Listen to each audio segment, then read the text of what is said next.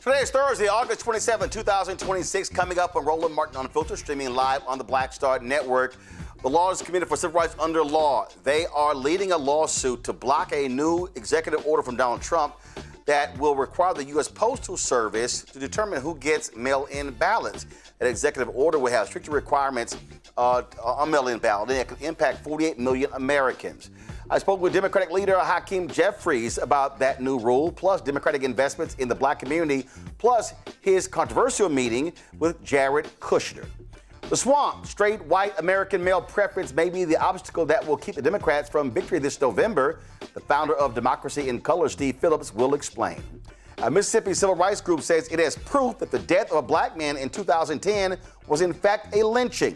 The founder of JULIAN will be here to discuss the Frederick Jermaine Carter case. Plus, we'll talk to some alphas in Colombia who are spearheading earthquake relief efforts there. Also, lots to break down. We talk about this election and how important it is that we turn out in huge numbers. It's time to bring the funk on Roland Martin Unfiltered on the Black Star Network. Let's go. He's got it. Whatever the miss, he's on it. Whatever it is, he's got the scoop, the fact, the find. And when it breaks, he's right on time and it's rolling. Best believe he's knowing. Putting it down from sports to news to politics. With entertainment just for kicks, he's rolling. It's on go, roll, y'all. It's Roland Martin, yeah. Rolling with Roland now. He's funk, he's fresh, he's real, the best, you know he's Roland Martin now.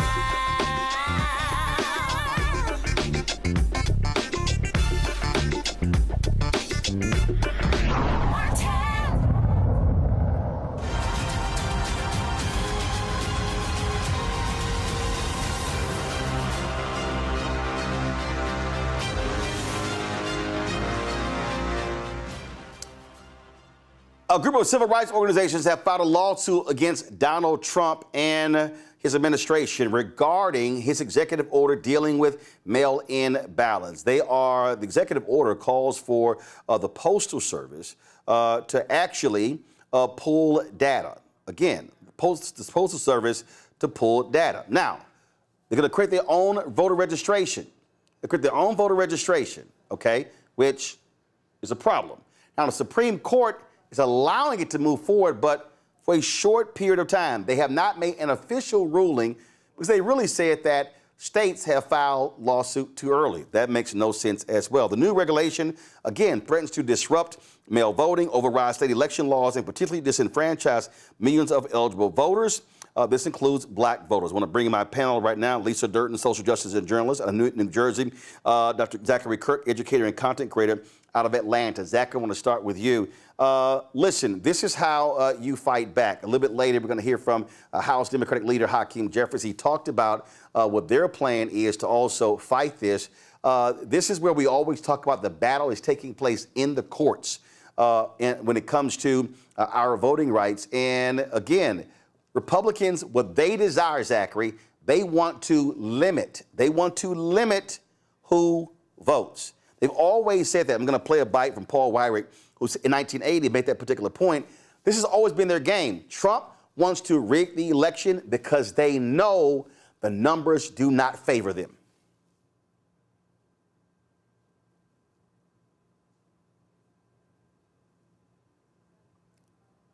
Zachary? That's for you. Zachary, you on mute.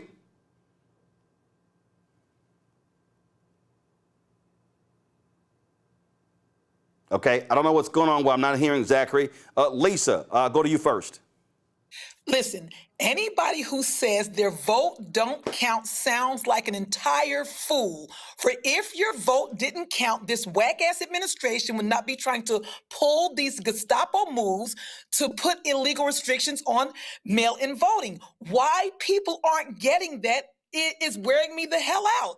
You know, I have a friend in Atlanta, no doubt, who didn't vote the last election in November, 2 years ago. She did not vote. And then after everything went haywire, she starts crying like a Jeffrey Osborne song, baby woo, woo, woo, because what? She couldn't pay her mortgage. She didn't have a job. She couldn't buy food. And now she's asking where the beef is. So I kindly told her to shut the hell up because she didn't vote. And did. I sure did. So this is another example of that. I'm going to call her when I leave the show and say, girl, do you hear me now? So this is the problem. We don't want to believe the facts right in front of our eyeballs. And part of it is us showing that we're just sitting back saying, oh, it doesn't count. So then he can do these types of things with impunity. And also, people are ignoring the fact that he's the thief. He's the one that tried to steal the vote. He's the one that asked for 10,000 votes in the election in 2020. He's the one that's the thief. I know. So you can steal the vote and then claim to be the victim. I'm not getting it. I'm not getting it. It's what their whole goal is and their strategy. Do we have Zachary? All right, Zachary. Again, people need to understand, they're going to cheat. They're going to do everything they can to steal the election. Donald Trump spends all his time talking about, stop the steal 2020. No, they lost. They want to steal the election because they are scared to death of losing and not having power.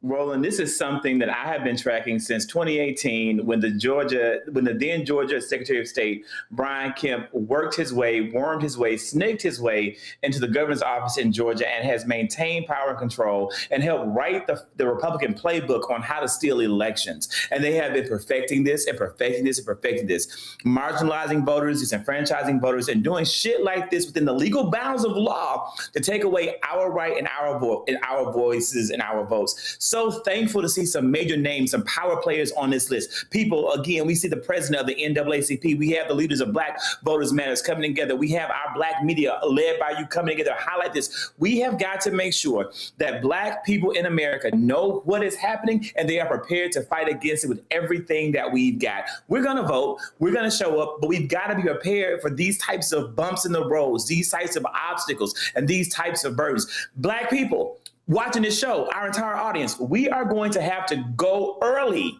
I'm talking about early in mass numbers and numbers they can't overturn and get out the vote when they open up early voting. We have got to flood the zone. We have got to get every single person that we know, every friend, every family, every distant connection to be registered to vote by the deadline, to show up to vote and early vote and to overwhelm the system, because this might be our very last chance to do so, especially with the bullshit Supreme Court that we have sitting there for the next 30 years. So I need people to understand, Republicans are scared to death. Last night on Laura Ingram's show, they were sitting here, oh my God. They're going to do everything to attack. They're going to call Democrats socialists. They're going to call them communists. They're going to call them pedophiles, child molesters, because they are afraid of losing. Listen to this. I disagree with the conventional wisdom. I think you have to hammer them every single day until November. Cannot wait. These consultants drive me nuts, okay? They fly around in private jets. They collect a huge amount of money. And I think they're lying to these Republican candidates. This is going to be a brutal cycle. Republicans might pull it out. We all hope they do. But they have got to hammer that they're coming for your money, your gas-powered car, your air conditioner, everything you love, your private health insurance, and they're going to take it from you. Period. End of story. I'm sorry I'm getting mad, but why am I guess I should be a consultant or something. I don't know. Go ahead, Adam. Okay. Laura, there's a reason she's saying it's going to be brutal. Because they screwed up. Donald Trump has destroyed the economy. President Joe Biden, Vice President Kamala Harris handed him an economy that actually had survived COVID. Inflation was at 3%. It's now higher. He has wrecked this economy. And so Laura Ingraham doesn't want to be honest with her audience. It's been Republican policies. We've lost jobs, manufacturing, massive number of jobs that have gone down. All the so-called investment is all a ruse. Corruption is at its highest point. Donald Trump is raping and pillaging this country. And so Fox News is scared to death that Republicans are going to lose power, and they're going to do all they can to cheat because they know they cannot win on the facts. They have wrecked this country. Mm-hmm. I feel like I want to agree with her. Let's hammer them. You said hammer, girl? Hey, Blondie, you said hammer? Democrats, let's hammer them with our votes. Get out there and hammer them. I mentioned last week that we should see voting like we did when Obama ran for office the first time in 2008 or 9. We saw seas of people out there, you know, with kissing their babies, and they had their dogs, and they had their pot of soup online, and they had scarves on, they had suits on. Everybody and their mama and their daddy and their sister too was on the line trying to vote. They were trying to, oh, you just turned 18 today. Vote now. We were all up in there. Yeah, let's hammer them with our vote. So we are not going to sit here and go to sleep because she's talking about, oh, they're going to take everything. Let's flip that. They're going to take everything from us. They're going to take food away from us. They're going to take education away from us. They're going to take health care away from us. They're going to take our livelihoods away from us. No more DEI, which really basically I should just get the job based on my, abilities, but they didn't want to do that. They're actually calling out the very thing that they themselves are trying to do. So let's not fall for the banana in the tailpipe. Let's do what she said, guys. Let's hammer them with our votes. I love that. Let's do it. Well, obviously, she was talking about Republicans doing the hammering. But Zachary, I need to remind people, Zachary, that Paul Weyrich said this in 1980. He is the co-founder of the Heritage Foundation, co-founder of the Moral Majority. Republicans have never wanted black people to vote. They don't want everyone voting. He literally said it. And Hold on, no, guys, play it. Now, many of our Christians Come on, have y'all. what I call the goo-goo syndrome. Good government. They want everybody to vote. I don't want everybody to vote. Elections are not won by a majority of people. They never have been from the beginning of our country, and they are not now. As a matter of fact, our leverage in the elections, quite candidly, goes up as the voting populace goes down. Okay, I want to play it again. I need everybody watching and listening to hear what he said, because this is one of the architects of today's GOP and today's MAGA. Listen. Now, many of our Christians have what I call the goo-goo syndrome. Good government. They want everybody to vote. I don't want everybody to vote. Elections are not won by a majority of people. They never have been from the beginning of our country, and they are not now. As a matter of fact, our leverage in the elections, quite candidly, goes up as the voting populace goes down. Our leverage goes up when the electoral populace goes down, Zachary. That's the ball game. That is the Republican strategy. They have been fighting for that since before the 80s, Roland, and they have been pushing it forward, and they never gave up. They never got tired. They continuously press forward, and doing all they can for us to give away our rights, to get tired, to give up, to not press forward. And we are in the final moments, the final throes of seeing if we're going to be able to endure ourselves. And we have to be just as tireless as they are in our demand to vote, and our demand to exercise our rights, and our demands to protect our own democracy. Seeing that clip reignites a fire inside of me, and I'm hoping that those watching feel the exact same level of outrage, that you're just as angry at these people who are determined to take away the rights that our ancestors fought and died for, so that we could stand here today, and to take it away so that not only we won't have it, but future generations don't have it. This isn't about us. This isn't about Roland Martin. This isn't about Zachary Kirk. This is about children who are yet to be born, who will look like us and who will inherit this planet, this earth, this country just like us. And we have to do for them what our ancestors did for us. We have got to take ownership of this moment. We have got to take ownership of what we have given away to them, what we have let them steal back from us, and we have got to regain ground. And we're not going to do that by being divided. We're not going to do that by being splintered, and we're not going to do that by allowing mainstream media to take away and silence us, because that's what they're doing every single day. We are being continuously distracted as a people. We are being continuously distracted as a community, and in that distraction, we are losing everything that our ancestors fought for. We have got to unify. We have got to unify, and we have got to fight like never before in November. You often hear that the upcoming election will be the most consequential election of your lifetime. And for us, for our community, damn right. Every single election, no matter how small, no matter when it's scheduled, will be the most consequential election of our lifetime from this year and every year moving forward, probably until death for us and our generation, because that is exactly how it's going to be. There's no other options here because we've got to get it back. Now, I need people to understand why Democrats winning the House is so important. I'm going to take y'all back to 1876. See, this is why history matters. In 1876, there was a contested election over the issue of voter fraud. It also were white folks denying black folks the opportunity to vote. So what happened was, when you have a contested election, it goes to the hands of the House.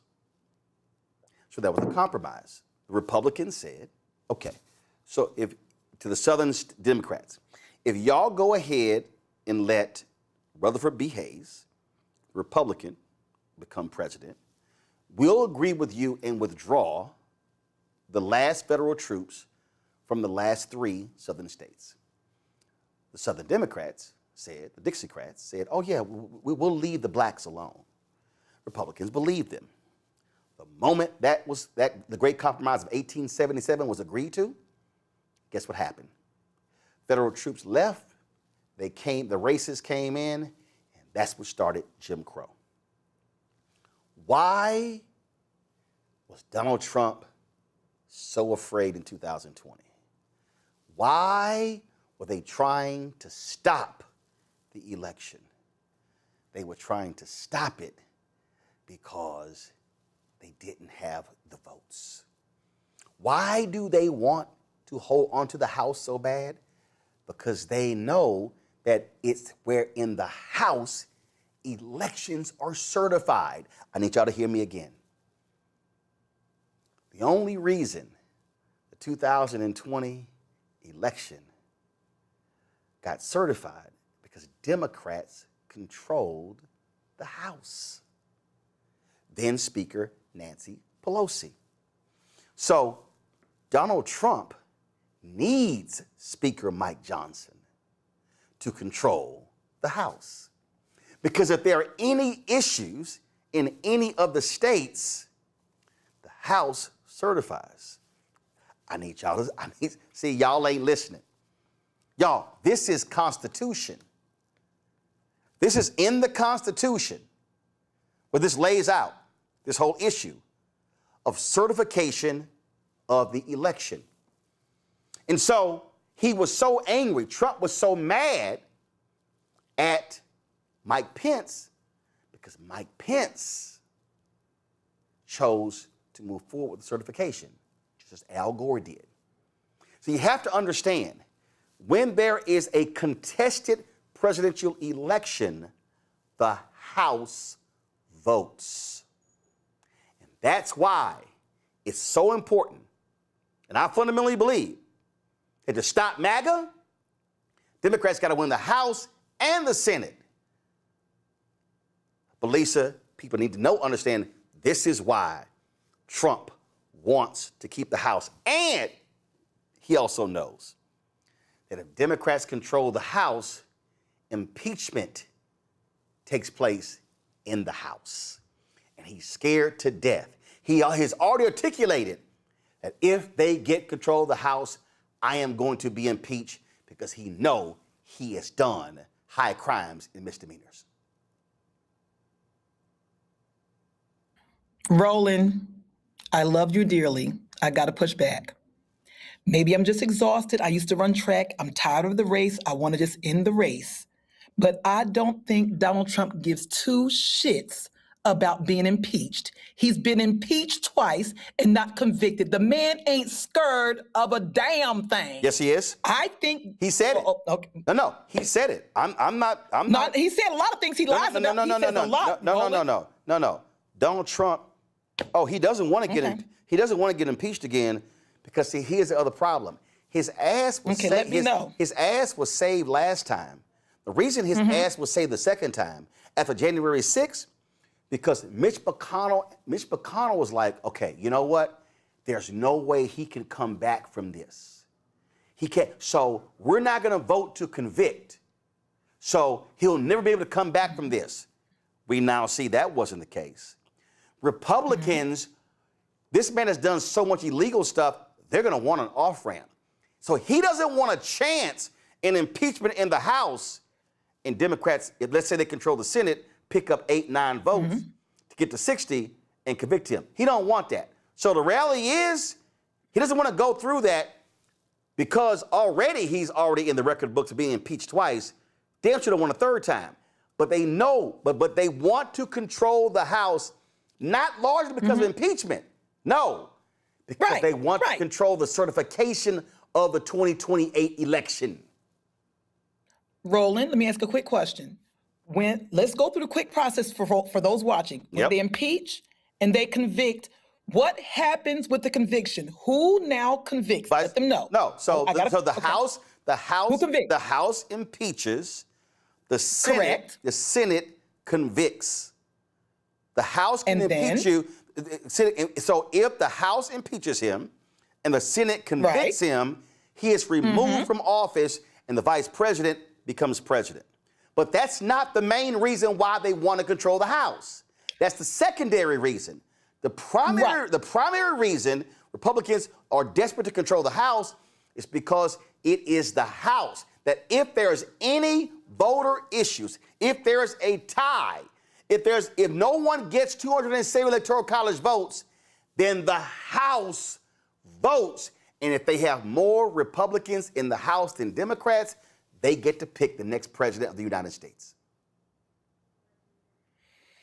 I can't. I don't see them impeaching him. I don't.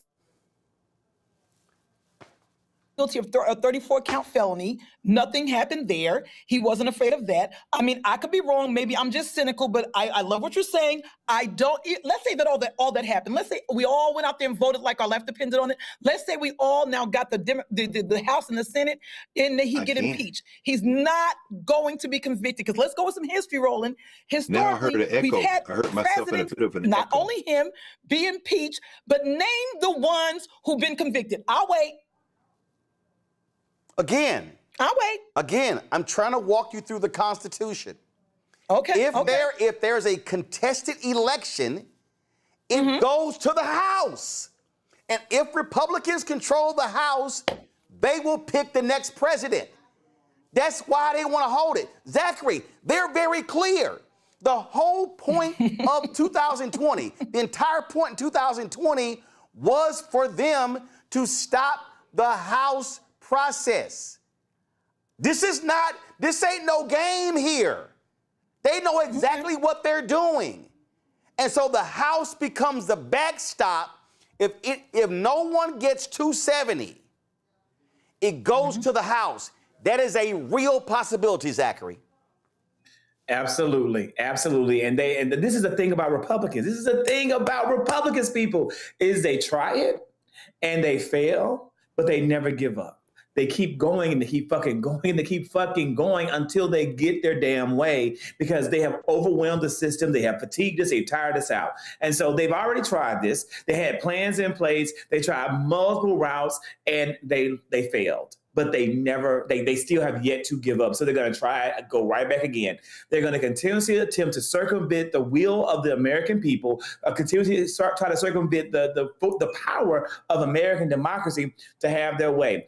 I'm not saying that I believe that Donald Trump will be convicted of a damn thing, but baby, a third impeachment sure as fuck sounds good to me. A third impeachment, putting this motherfucker down in history, pardon my language, putting this man down in history in a way that he will never come forward is absolutely, I think, very, very appropriate and extremely fair. This man is obsessed with his legacy. He has taken the name of the Kennedy Center and turned it into Donald Trump Kennedy Center. This man has taken Washington, D.C. and turned it into some kind of foolish clown circus. This man is putting a Grand Prix up and down the streets of our nation's capital. This man has paved over Black Lives Matter Boulevard, all in an attempt to solidify his own legacy so that he goes down in history. He's wanting to demolish monuments, to build new monuments of himself, put himself on the face of Mount Rushmore, all in an attempt to create a lasting, living legacy of who he was and what he did to harm the American people, particularly those of us who look and love like me.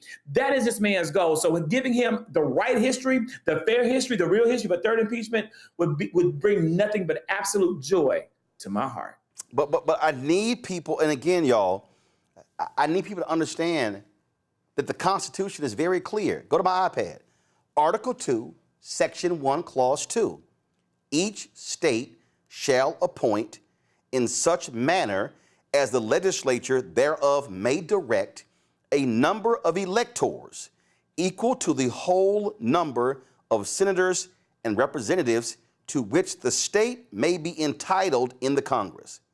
But no senator or representative or person holding an office of trust or profit under the United States shall be appointed an elector. They want to control the House because the House certifies an election. They want to control the House because if there's anything that happens with the election, y'all, I'm not speaking hypothetically. This literally happened in 1876. The 1876 election was a contested election. This literally happened. The thing is, what resolved the 1876 election? The Great Compromise of 1877. So I'm simply trying to tell y'all this thing is real.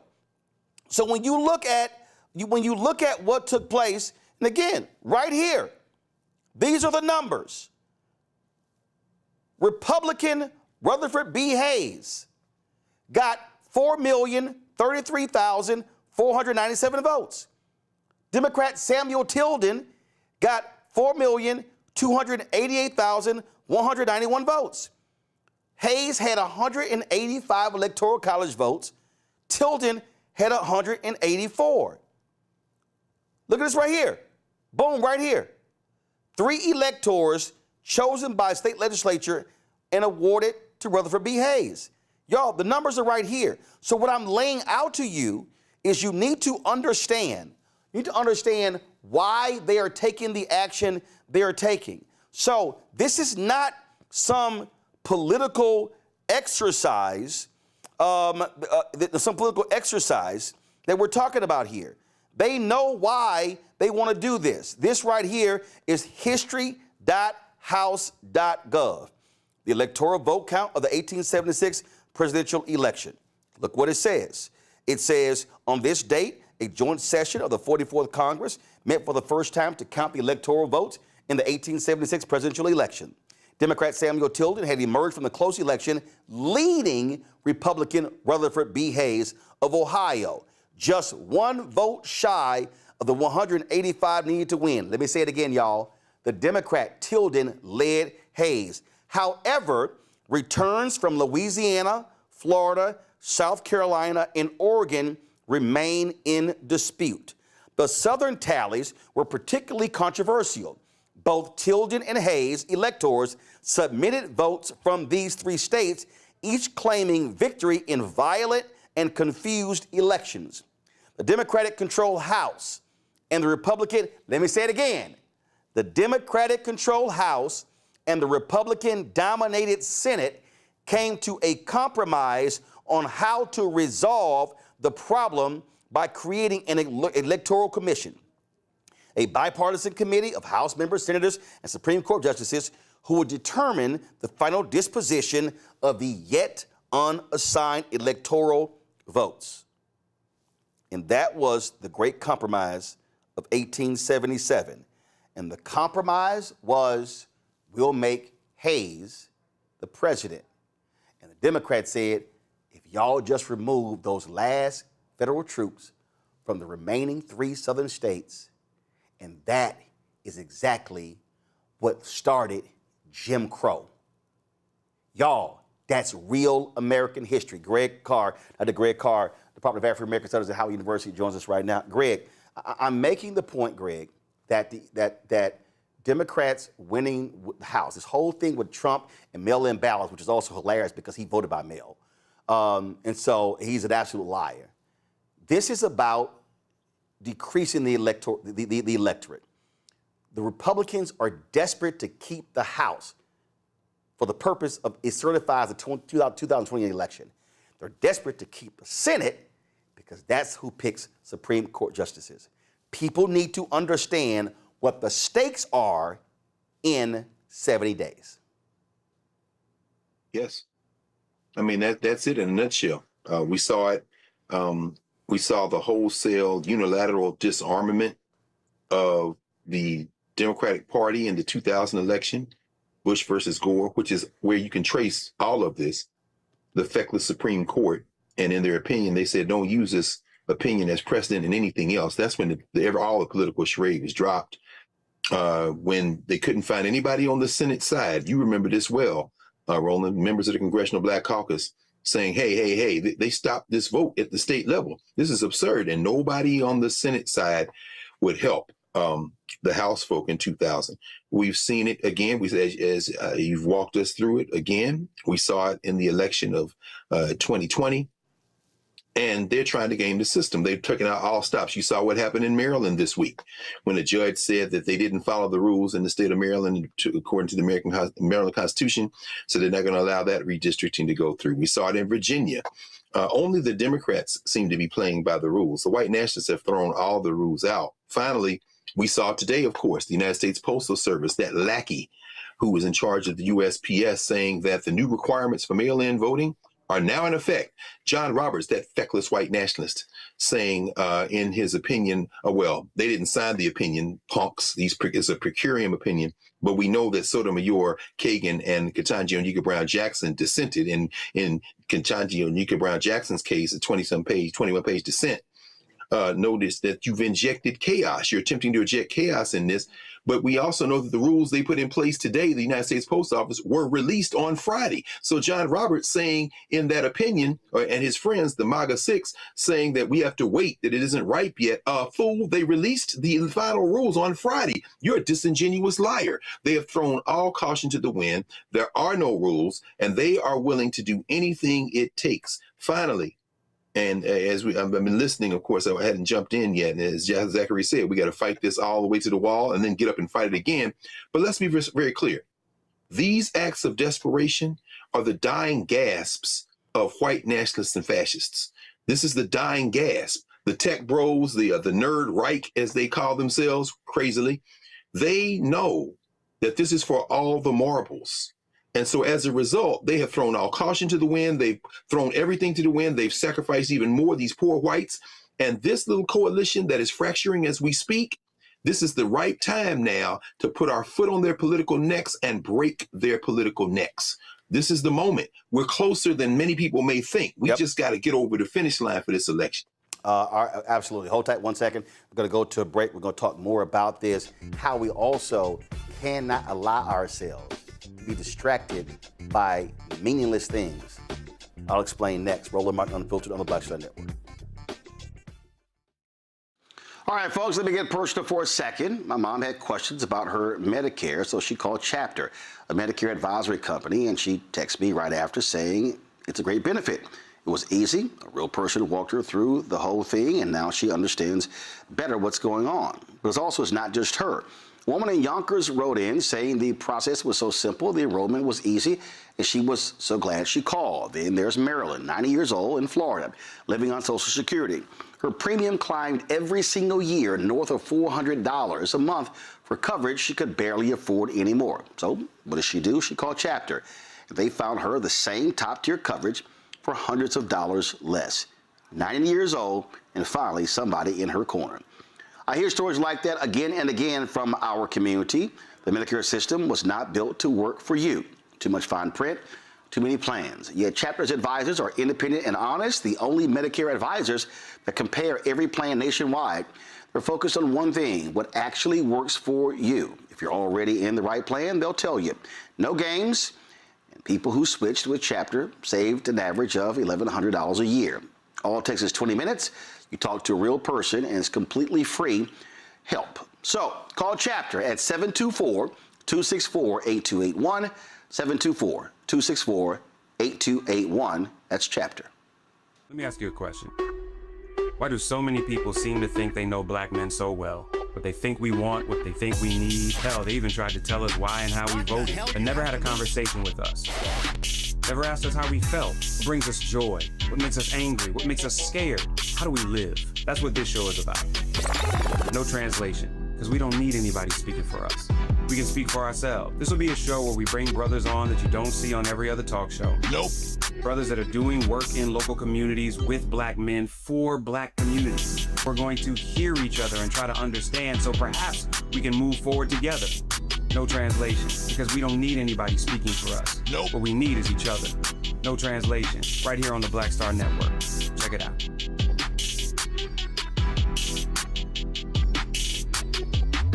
I'm Chris Tucker, and you watching Roland Martin on Filter. Boy, you keep rolling with Roland.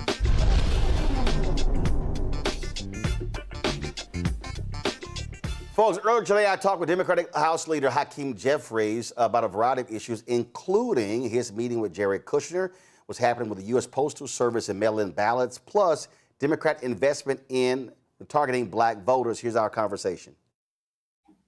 Congressman Jeffries, glad to have you here. A lot of things I want to get to. We don't have much time. A lot of people have been talking about your meeting with Jared Kushner. Why meet with him? He's not in the administration. But he's in the administration. Was it a mistake to meet with him? Oh, great to be with you, Roland. And he reached out for a meeting. I agreed to have it, to hear what he had to say. He obviously is very close to the administration. And our view that we've expressed from the very beginning as House Democrats is that we've got to both push back against the extremism being unleashed on the American people in ways never before seen, and we'll continue to do that, battle them on everything on behalf of the American people, while at the same period of time, whenever and wherever possible, try to get things done. And that does require, at times, sitting with people on the other side of the aisle, even when you strongly disagree with them on most, if not almost every issue. Which I understand, but he's not actually in the administration. So how does he deal with the issue of affordability when he has no role in the administration? Well, he reached out and I agreed to have the conversation with him. Obviously, he's somebody who in the past has been formally part of the administration and continues to work closely with the administration, as we've seen in terms of the work that he's been engaged in relative to what we view as a reckless and costly war of choice in the Middle East. I think, as you know, Roland, he's also someone who I worked with in Trump's first term relative to passage of the historic First Step Act, which is something, of course, that we got over the finish line in a bipartisan way, the most significant and meaningful criminal justice reform legislation passed in a generation that has done a lot, not everything, but done a lot to strike back against the mass incarceration epidemic that has been inflicted on the country generally, but specifically has had an adverse impact on Black and brown communities who've been disproportionately incarcerated as a result of the failed war on drugs. So that's foundational in terms of prior work that we had done together. And I was interested in hearing what he had to say about the moment that we find ourselves in, consistent with, I think, what we've done repeatedly as Democrats, which is to make sure that we're traveling along both tracks, pushing back ferociously on the extremism and corruption being unleashed on the American people, and whenever and wherever possible, making clear that we want to get things done. Want to get things done. Last question on this, though. Democrats win the House. You become Speaker.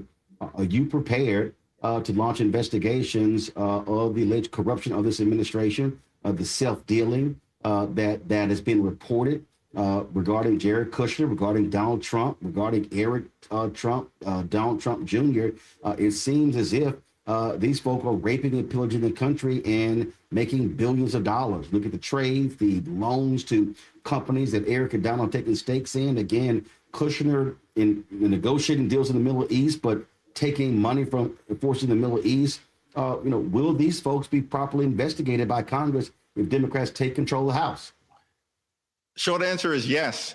And we've made clear nobody is getting a pass who's part of the Trump cartel. And we've been very clear. If you're stealing from the American people, shortchanging the American people, or screwing over the American people, you're going to be held accountable beginning on day one. Now, as Democrats, we've said down the stretch, and we're inside of 70 days at this particular point in time, that we're going to fight for an affordable America. We're fighting to lower the high cost of living, lower the cost of gas, lower the cost of groceries, and lower the cost of housing. We're going to fight to make sure that healthcare is affordable for every single American, and we're going to hold the crooks accountable. Now, that work is going to be led by Jamie Raskin and the Judiciary Committee Democrats, along with Robert Garcia and the Oversight Committee Democrats. And by the way, Roland, investigations into Trump corruption have already been launched by both the Oversight and the Judiciary Committee Democrats, including people connected to the Trump family. The Supreme Court is allowing, for right now, Trump to move forward with his executive order to basically block states that don't do their bidding in the Postal Service. Democrats are renewing their efforts to stop that. How do you stop it, though? He's issued the executive order. The Supreme Court has ruled, but they not have given a final ruling. And so I saw the New York Attorney General Tish James, as well as Pennsylvania Governor Josh Shapiro, say they're going to push back. What can y'all do to stop this from happening? Because clearly Trump wants the Postal Service determining who gets absentee ballots and who does not. Well, no question that Donald Trump and Republicans have decided, because they've failed on everything, failed on the economy, failed on tariffs, failed on healthcare, failed on this reckless and costly war of choice in the Middle East, where gas prices have skyrocketed, and of course, failed to actually make life more affordable for the American people. They have no track record of success to run on. And so, of course, they're going to do everything that they can to try to rig the midterm elections. And we've stood up the largest voter protection effort in the history of the country. House Democrats working with Senate Democrats, working with Democratic governors, working with the Democratic attorney generals like Keith Ellison and Tish James, as well as Democratic secretaries of state, partnering with civil rights groups, organized labor, civil liberties groups, good government groups, and the faith community. Now, with respect to Trump's efforts with respect to mail-in voting and absentee voting and trying to meddle in that space, we've, of course, gone back into court, as well as the attorney generals have gone back into court. Now, and that process will have to play itself out. And we got a favorable ruling, we believe, in a variety of other areas from the Fourth Circuit in terms of some of the other meddling that Donald Trump and his minions are trying to engage in relative to the midterm elections. But it's going to be one battle after another that we'll have to continue to fight in this regard. In terms of voting by mail or voting early in ways that would not necessarily involve the Postal Service, remember, in many of these states, like a California, for instance, or Washington or Oregon, where a majority of the people actually don't vote at polling sites, but there are drop boxes that are secured, that are run by the states or local authorities themselves, that don't involve having to even engage the Postal Service. So we're going to battle this Postal Service executive order, and I believe ultimately will be successful. But at the same period of time, there are other ways to encourage people to exercise their right to vote that don't involve interference from Donald Trump. You mentioned we're some 70 odd days away from the election, but also you got early voting that'll be starting very soon as well. I have been hearing from black firms, black media firms, black consultants, that they continue to see, frankly, an economic apartheid coming from the Democratic Party when it comes to investment in black communities. People have made announcements they're going to make investments, but they haven't seen the firms being hired. What are you saying to not just, of course, DCCC is under your purview, but DSCC, DGA, all of these entities, all of these PACs, to understand that if you are not investing in black voters, listen, you're going to be putting the party at risk of actually losing. Axios has a story that says that, hey, Gen Z voters are voting a lot differently from older black voters. And what I keep saying is that Democrats are going to have to be spending 4 times as much time, 4 times as much money to get black folks to turn out. What are you saying to these entities that they have to be doing so we're not in a situation where we're having this discussion in the first and second week of October when it's too late? Well, we definitively can't take any vote for granted, and we can't take any black vote for granted. And the reality is, whether those are Gen Z voters or Gen X voters or older baby boom voters, we should be communicating to everyone within the black community on the core issues that matter. And we know that authentic messaging requires authentic platform engagement and messengers. And that certainly is something that across the ecosystem, I will continue to push for. So that's the DCCC, that's the Democratic Senatorial Campaign Committee, that's the Democratic Legislative Campaign Committee, because we're battling to win state legislative bodies all across the country. That will be important in places like Georgia, for instance, so we can stop some of the drama that Georgia Republicans will try to engage in detonating a few African-American opportunity to elect districts in the next cycle. Of course, making sure that the Democratic Governors Association, Attorney General's Association, Secretary of State's Association, that everybody is on one accord in terms of the type of engagement necessary to be able to make sure our message is reaching folks in the non-traditional way, because the traditional ways of campaigning clearly are not as potent and powerful as they once were. And unless there's a willingness to recognize that, then things are not going to go the right way. We're on track to win, Roland. We're going to win the House back, and we have a real shot to win the Senate. But we will not be able to do these things unless we have robust, active participation from black voters who remain at the heart of the Democratic coalition. I think that's one of the reasons why the DNC made the decision to lead with South Carolina. Absolutely. Well, Congressman Jeffries, we'll appreciate it. And next time we do an interview, I'll be wearing a Houston Astros jersey since we keep beating the hell out of your Yankees. Well, listen, I still got faith in the Yankees, but we've had a couple of rough runs with the Houston Astros, and we're ready to get back at them. Yeah, good luck. All right, Congressman, we appreciate it. Thanks a lot. Thank you, man.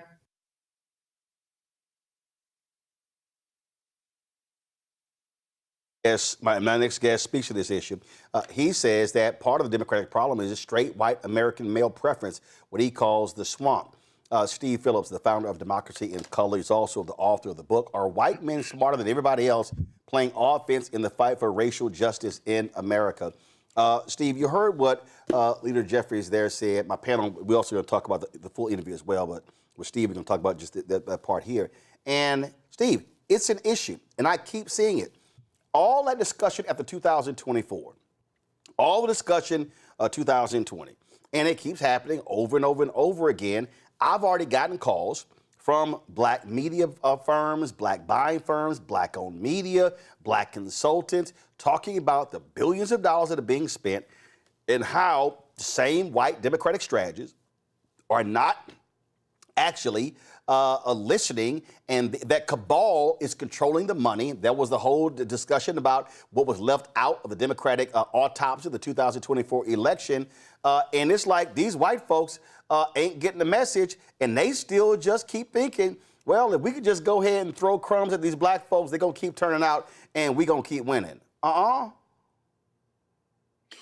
Exactly. And so this is the issue we've been talking about, for a long time. So we just came out, Democracy in Color, with another audit. I think you and I just talked a decade ago when we had done this Fannie Lou Hamer report on Democratic Party spending and where is the money going.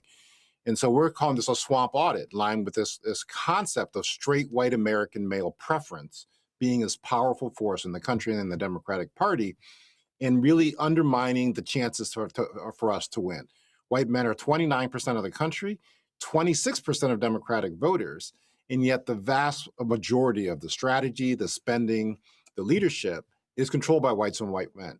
100% of the party leadership who running the campaigns is white. So Hakeem is going to be the head of the Democrats in Congress, but the campaign arm, and then the super PAC arm, and then similarly the Senate campaign arm, the Senate super PAC arm, they're all run by white people. 100% of the top Democratic Party leadership positions, 67% of them run by straight white men or white men. And then to the vendor's point, we looked at $154 million that's already been allocated this year. 92% of that money went to white consultants and 57% of it to white male consultants. And so that's vastly over-representing and giving greater preference to whites and white men. And it's a bigger problem because it gets at the strategy of, are those people, do they have the knowledge, the cultural competence, the insight, the relationships to move those resources to the right places and people who actually comprise the majority of the Democratic Party's base, half of which of Democratic Party voters are people of color.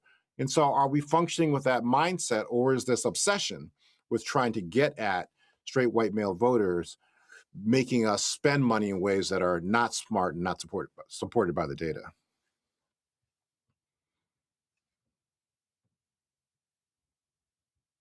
I've made this clear. If there is any moment where the Congressional Black Caucus should be going hardcore, it's right now.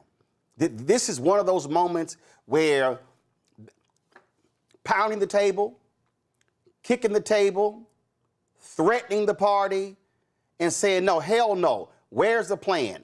They should be doing that for every single Senate campaign, House campaign, governor's campaign. Because what's the point of being the largest caucus in the Democratic Party if you do not wield your power? 100%. Yeah, well, 100%. And so that's where it gets to the strategy and the spending being run by folks who don't have the cultural competence, and they're locked into this old mindset. And this is partly how we lost the Senate, and certainly lost, we talked about in the report, the Pennsylvania Senate seat was lost by 55,000 votes, but Black voters did not vote at the same level that white voters had. And if you had brought that Black voter level up by investing in voter turnout and transportation and canvassers, that would have gotten the vote. That would have cost $6 million, and that would have gotten the Democrats to win that seat in Pennsylvania. They spent $63 million on television ads. And so the mindset of those who are doing the work is unaccountable to and uninformed by what really has to happen. So yes, the Congressional Black Caucus, Black activists, organizers, media folks have to shine a light to bring pressure to bear on those spending the hundreds of millions and billions of dollars that are being allocated. And you can't wait until the second week in October. 100%. Oh, 100%. And one of the things that's not being talked about, for example, is in Mississippi. There's an actual opportunity, if we had massive voter registration, massive voter turnout in Mississippi, to actually be able to win that race, which is the blackest state in the country. But the resources have not come in. There should be a precinct organizer paid for by the party in every single precinct in the whole state of Mississippi. But that kind of allocation doesn't happen because they're saving money to do in television in whiter states, which is kind of what the mindset has been. And somebody has to push back against that and shine a light on how that's not informed by data. And that's not how we actually win. And yet the same folks who led us to defeat in 2024, in many cases, are still the ones running the show in 2026. Go to my panel. Zachary, you first.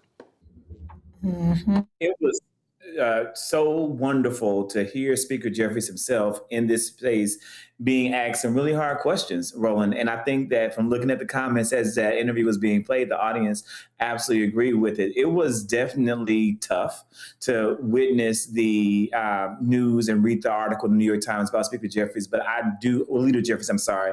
I'm speaking into the future of what will be. To see that Leader Jeffries met with Jared Kushner, but on the other end of it, it was also reassuring to have him ask those questions and then to affirm that it was being done on behalf of the American people, specifically those of us who are struggling through the affordability crisis right now. It's also really great to be able to hear C. Phillips, a noted author and leader in the work with civil rights, because again, he's for you, C, thank you for being here and for me being able to see you in this space.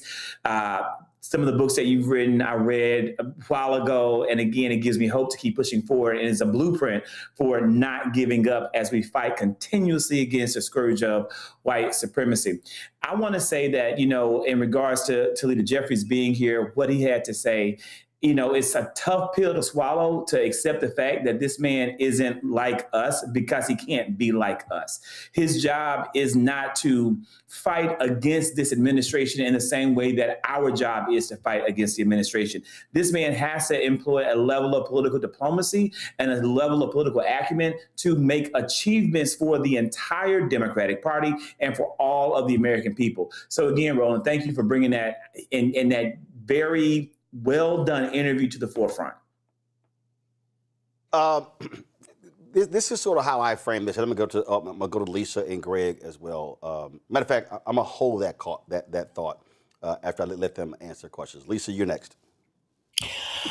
I'm going to hit the caucus first, and then I'm going to go to Jeffries. My unpopular opinion is the Congressional Black Caucus is absolutely wielding their power for themselves and their cronies, not on the behalf of the people.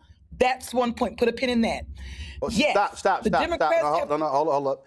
If you're going to make that point, where's your evidence? Give me a specific example.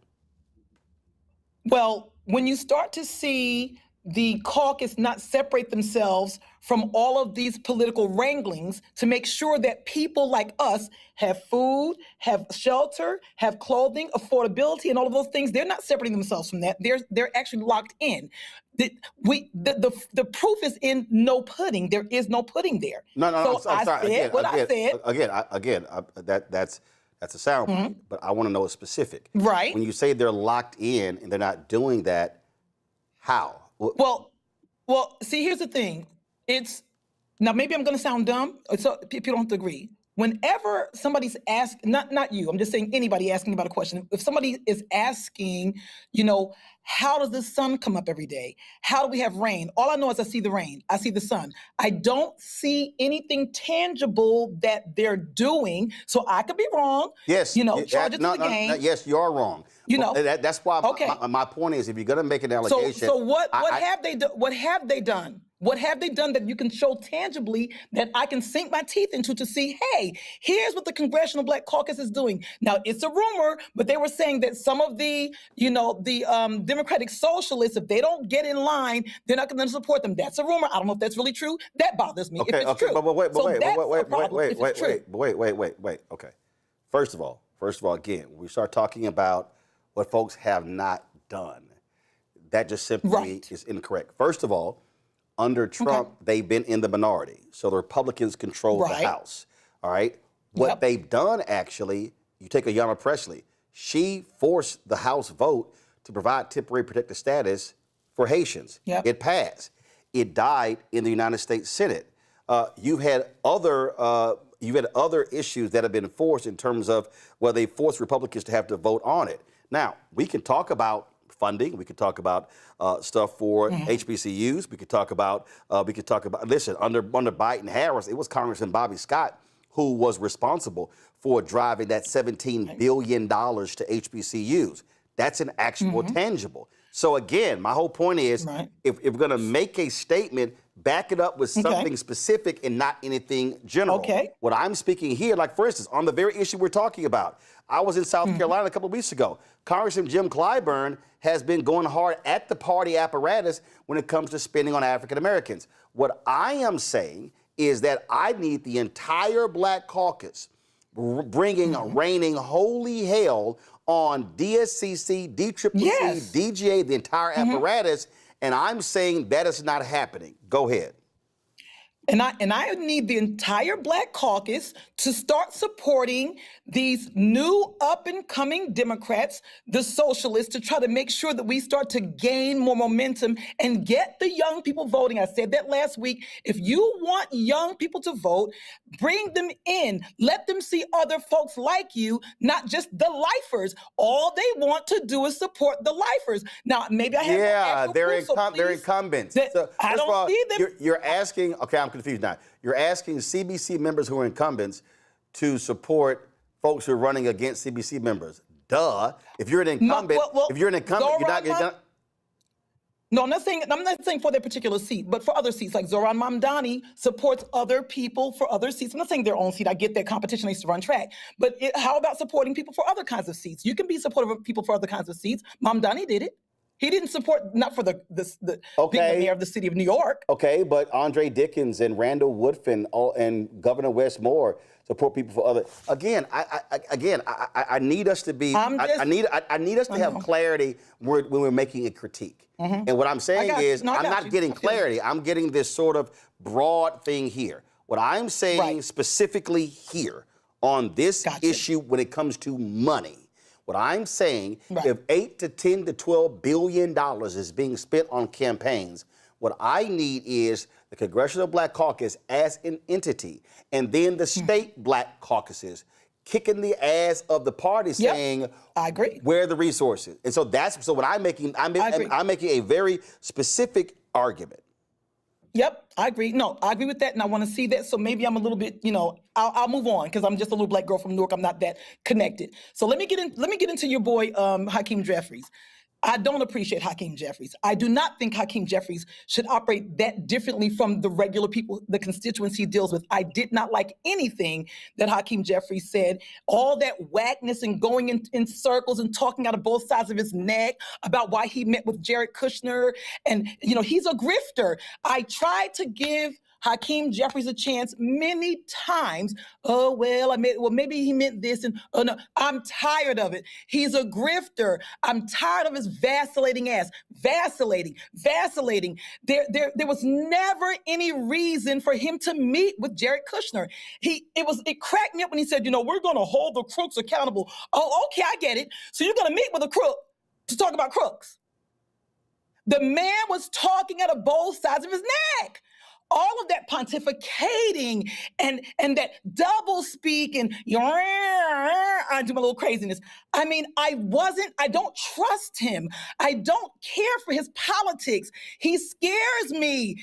If I don't like it, he's inconsistent. So whenever, there was a saying, I forgot who made up the saying. Somebody said, if you're talking to someone and you don't know what they're talking about, they don't want you to know what they're talking about. I don't know what he's talking about. So my thing is, okay, so why did you do it? There has to be something he's getting from that. I don't know what.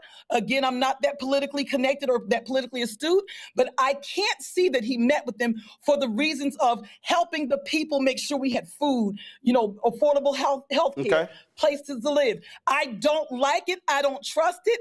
And to be honest with you, I don't want him to be the Speaker of the House. I want him gone. I want him out of there. He's a disgrace. But here's the deal. First off, the only people could not elect him are the voters in Brooklyn and his district. I know. But the second point is this here. If you don't win the House, you don't get to vote on the Speaker. And I'm gonna make that point a little bit later. And I think that's the mistake too many damn progressives are making. You're counting eggs before they hatch. Greg. Thank you, Roland, and good to see you, Steve. We're gonna get you scheduled for the Black Table, and we've reached out. We're gonna figure out a time, man, because this book, White Men Smarter Than Everybody Else, is fire. Just a couple of quick questions for you, brother. Near the end of the book, you talk about the fact that while we have to fight these short-term battles, we've got to extend our scope out to think in a longer range. I hope you'll give us a word or two on what you're calling Project 2126 in terms of the core components. And in terms of Representative Jeffries, who is, doing what he's supposed to do as a corporate Dem, saying that he won't support things he supported in the past, like Medicaid for all, refusing to even whip a vote on the DHS, and meeting with Slender Man, meeting with the man in the dead man suit, Jared Kushner. Certainly AIPAC is pleased with that as they continue to try to kill the Palestinians and achieve the vision of, Riviera on the bones of the bodies in Gaza. Hakeem has proven faithful and consistent on that front. Steve, I wonder if you have any thoughts on, as it relates to the speaker and what's going on, whether or not this reach out from Kushner and that's being reported. I saw it, obviously, New York Times, the Trump whisperer, Maggie Haberman, and then Truth Out, some other places, saying that it's been suggested he reach out to Susie Wiles and try to figure out, can they find some common ground?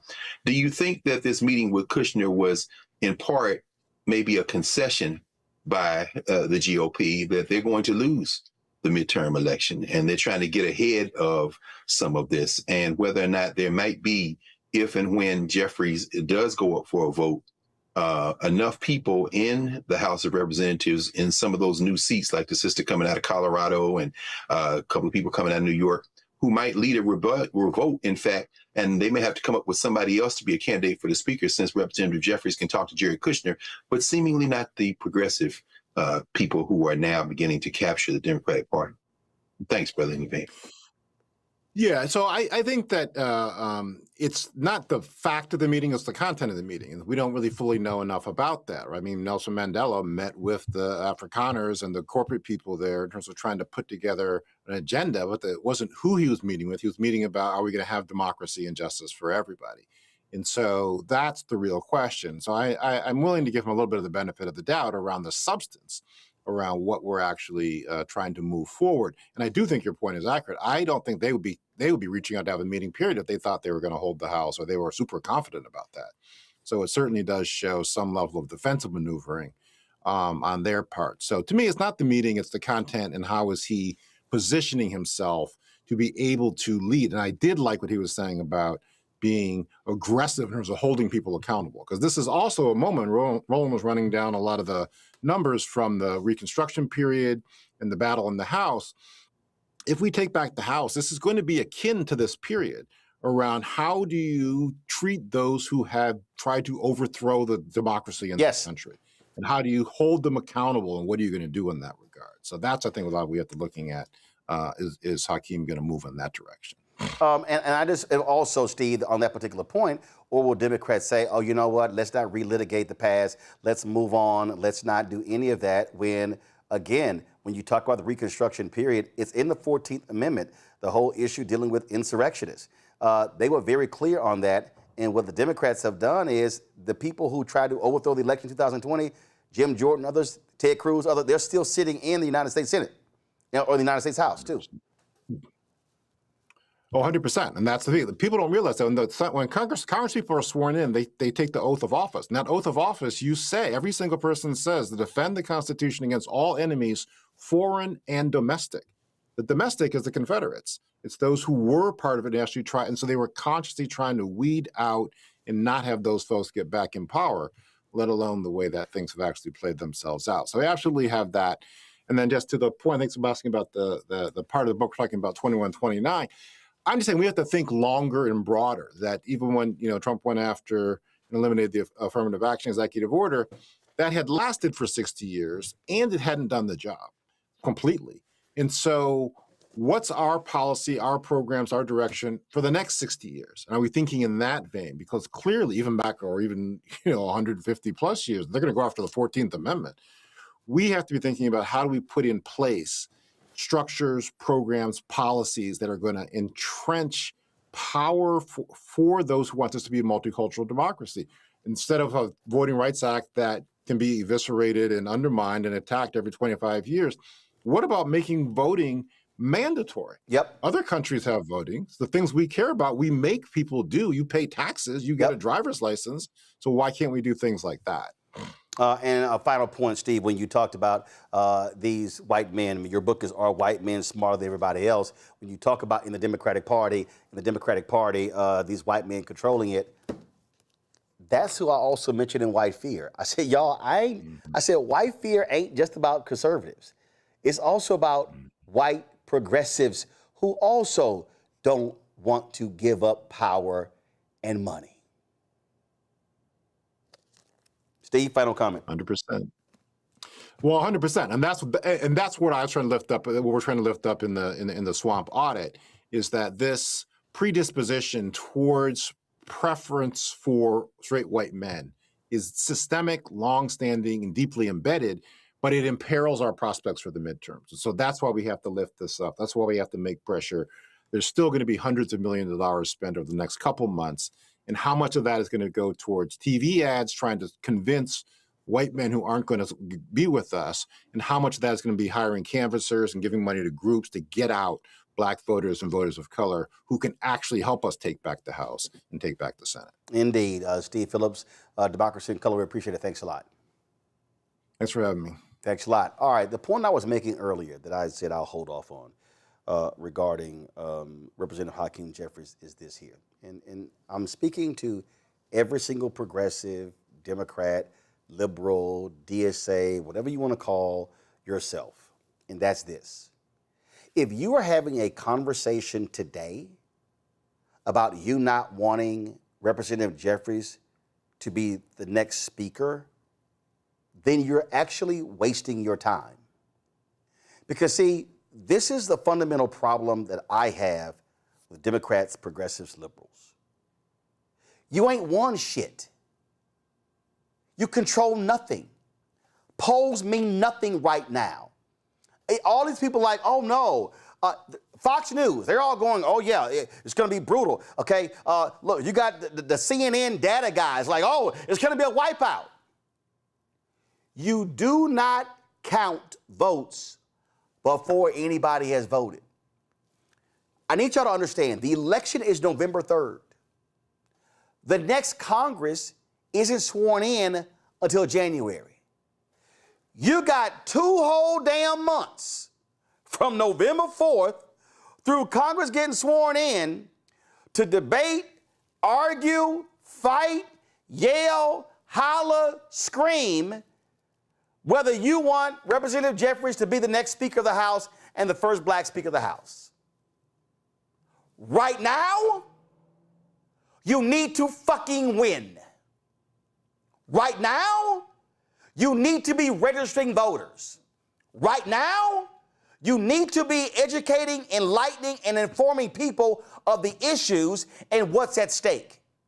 And then come next month, you're hitting the registration deadlines.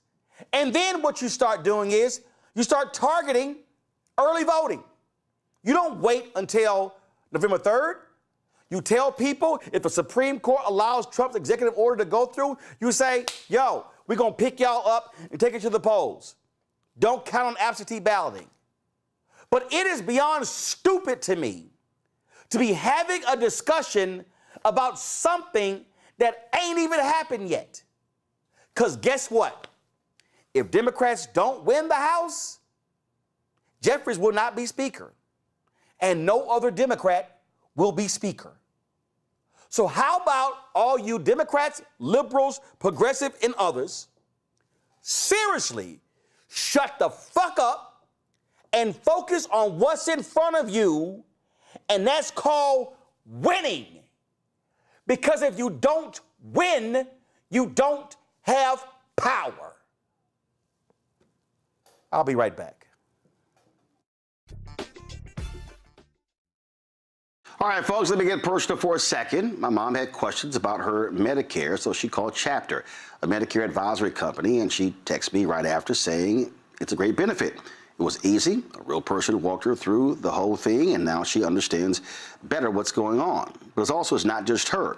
A woman in Yonkers wrote in saying the process was so simple, the enrollment was easy, and she was so glad she called. Then there's Marilyn, 90 years old, in Florida, living on Social Security. Her premium climbed every single year north of $400 a month for coverage she could barely afford anymore. So what does she do? She called Chapter. They found her the same top-tier coverage for hundreds of dollars less. 90 years old, and finally somebody in her corner. I hear stories like that again and again from our community. The Medicare system was not built to work for you. Too much fine print, too many plans. Yet Chapter's advisors are independent and honest, the only Medicare advisors that compare every plan nationwide. They're focused on one thing, what actually works for you. If If you're already in the right plan, they'll tell you. No games, and people who switched with Chapter saved an average of $1,100 a year. All it takes is 20 minutes. You talk to a real person, and it's completely free help. So call Chapter at 724-264-8281, 724-264-8281. That's Chapter. Let me ask you a question. Why do so many people seem to think they know black men so well? What they think we want, what they think we need. Hell, they even tried to tell us why and how we voted, but never had a conversation with us. Never asked us how we felt, what brings us joy, what makes us angry, what makes us scared. How do we live? That's what this show is about. No translation, because we don't need anybody speaking for us. We can speak for ourselves. This will be a show where we bring brothers on that you don't see on every other talk show. Nope. Brothers that are doing work in local communities with black men for black communities. We're going to hear each other and try to understand so perhaps we can move forward together. No translation, because we don't need anybody speaking for us. Nope. What we need is each other. No translation, right here on the Black Star Network. Check it out.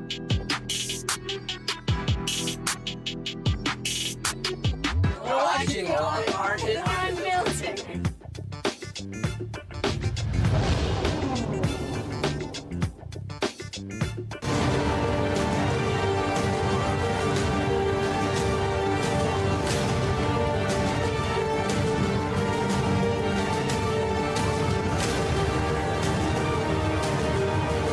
Residents of Gary, Indiana are picking up the pieces after a devastating storm on August 11 left them without power for weeks. Trees collapsed onto homes, no electricity, no water, no air conditioning, and no means to cook have been the stark reality for the folks in the predominantly black city. Gary native and Capitol Beat reporter Javante Anderson, who lived through the blackout firsthand, says he's never seen a power outage like this. He joins us right now. Glad to have you on the show. First off, just give us a sense of on the ground what folks have been saying and experiencing over the last couple of weeks. Yeah, it's really something right out of a movie, is what I would say. Trees toppled over, traffic lights blanked, homes destroyed, trees smashed on homes, vacancies all throughout the neighborhoods.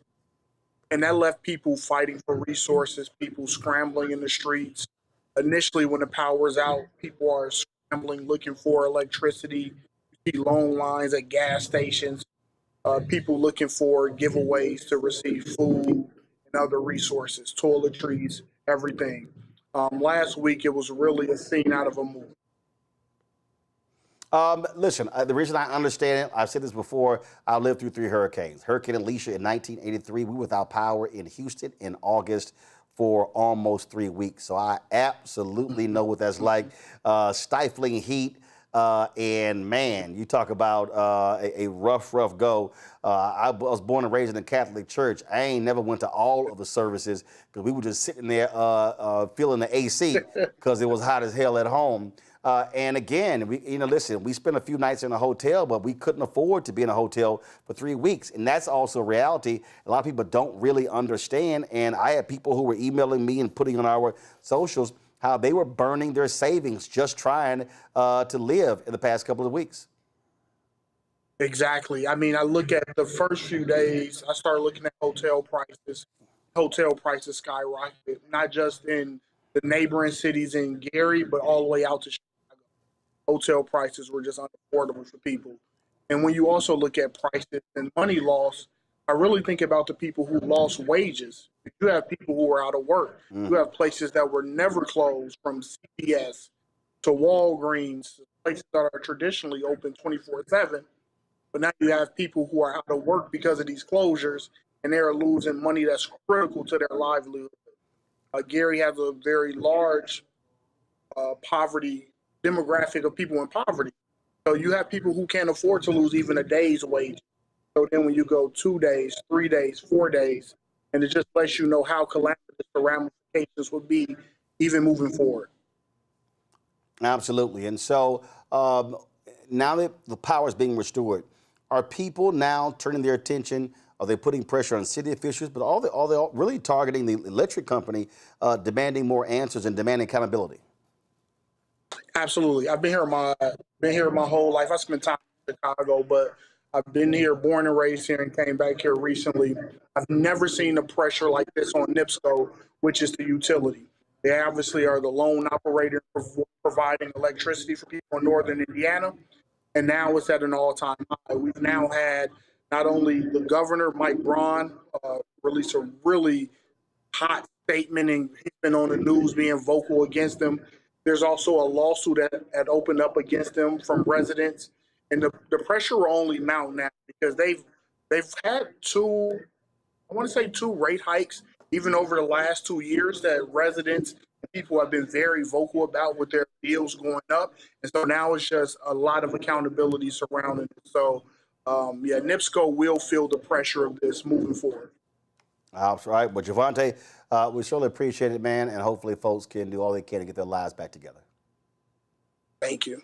All right, folks, let's talk about the racism in the Georgia U.S. Senate race. A former staffer, former Georgia Republican Congressman Mike Collins, posted KKK and Nazi images on social media depicting a swastika and a KKK-style robe. Yeah, y'all, this is actually real. 24-year-old Preston Para, who interned in Collins' congressional office in 2024 and later worked as a contractor for the Congress's Political Action Committee, posted the pictures in June and July. Para's work with the PAC ended in 2025, which was before Collins launched his bid for the United States Senate. The pictures are among other controversial actions and rhetoric from Collins' former staffers, associates, and even his own son. A number of people in Collins' circle have been accused of having ties to white nationalists or of making racist or anti-Semitic comments. Even Collins' own social media has drawn scrutiny. Para's other posts included racial slurs and references to white power. In one post, he responds to journalist Lucy Campbell from The Guardian. Hi, Preston. I'm a journalist for The Guardian. I'm reaching out regarding the report in The Washington Post concerning your sharing of images online of yourself in the KKK robes and one in the swastika, along with others. I'm writing about this today, and I'd like to give you an opportunity to respond to these reports. If you're willing to provide a comment, could you please respond to this message? He says, sure, nigga. He posted a direct message from Chauncey Alcorn, a reporter at Capital B. In the caption, he says, they're naming niggas, Chauncey. When asked about his social media activity, he told the Washington Post that many of his posts are satirical and intended to provoke. Collins is running against Democratic Senator John Ossoff in November, and trust me, Ossoff was not silent at all about this. This is what he actually had to say earlier. Thank you for coming this morning. It is a pleasure to be back in Macon. And I had intended at this event to address the ongoing scandal of Congressman Mike Collins and his refusal to cooperate with the federal investigation into the illegal misuse of tax dollars. It had been my intention to come and address that scandal and to call on the congressman to commit to testifying in that matter. But then I saw the stunning news this morning in the Washington Post that should shock the conscience of every Georgian, confirming yet more extensive ties between Congressman Mike Collins and white nationalism and Congressman Mike Collins and neo-Nazi ideology.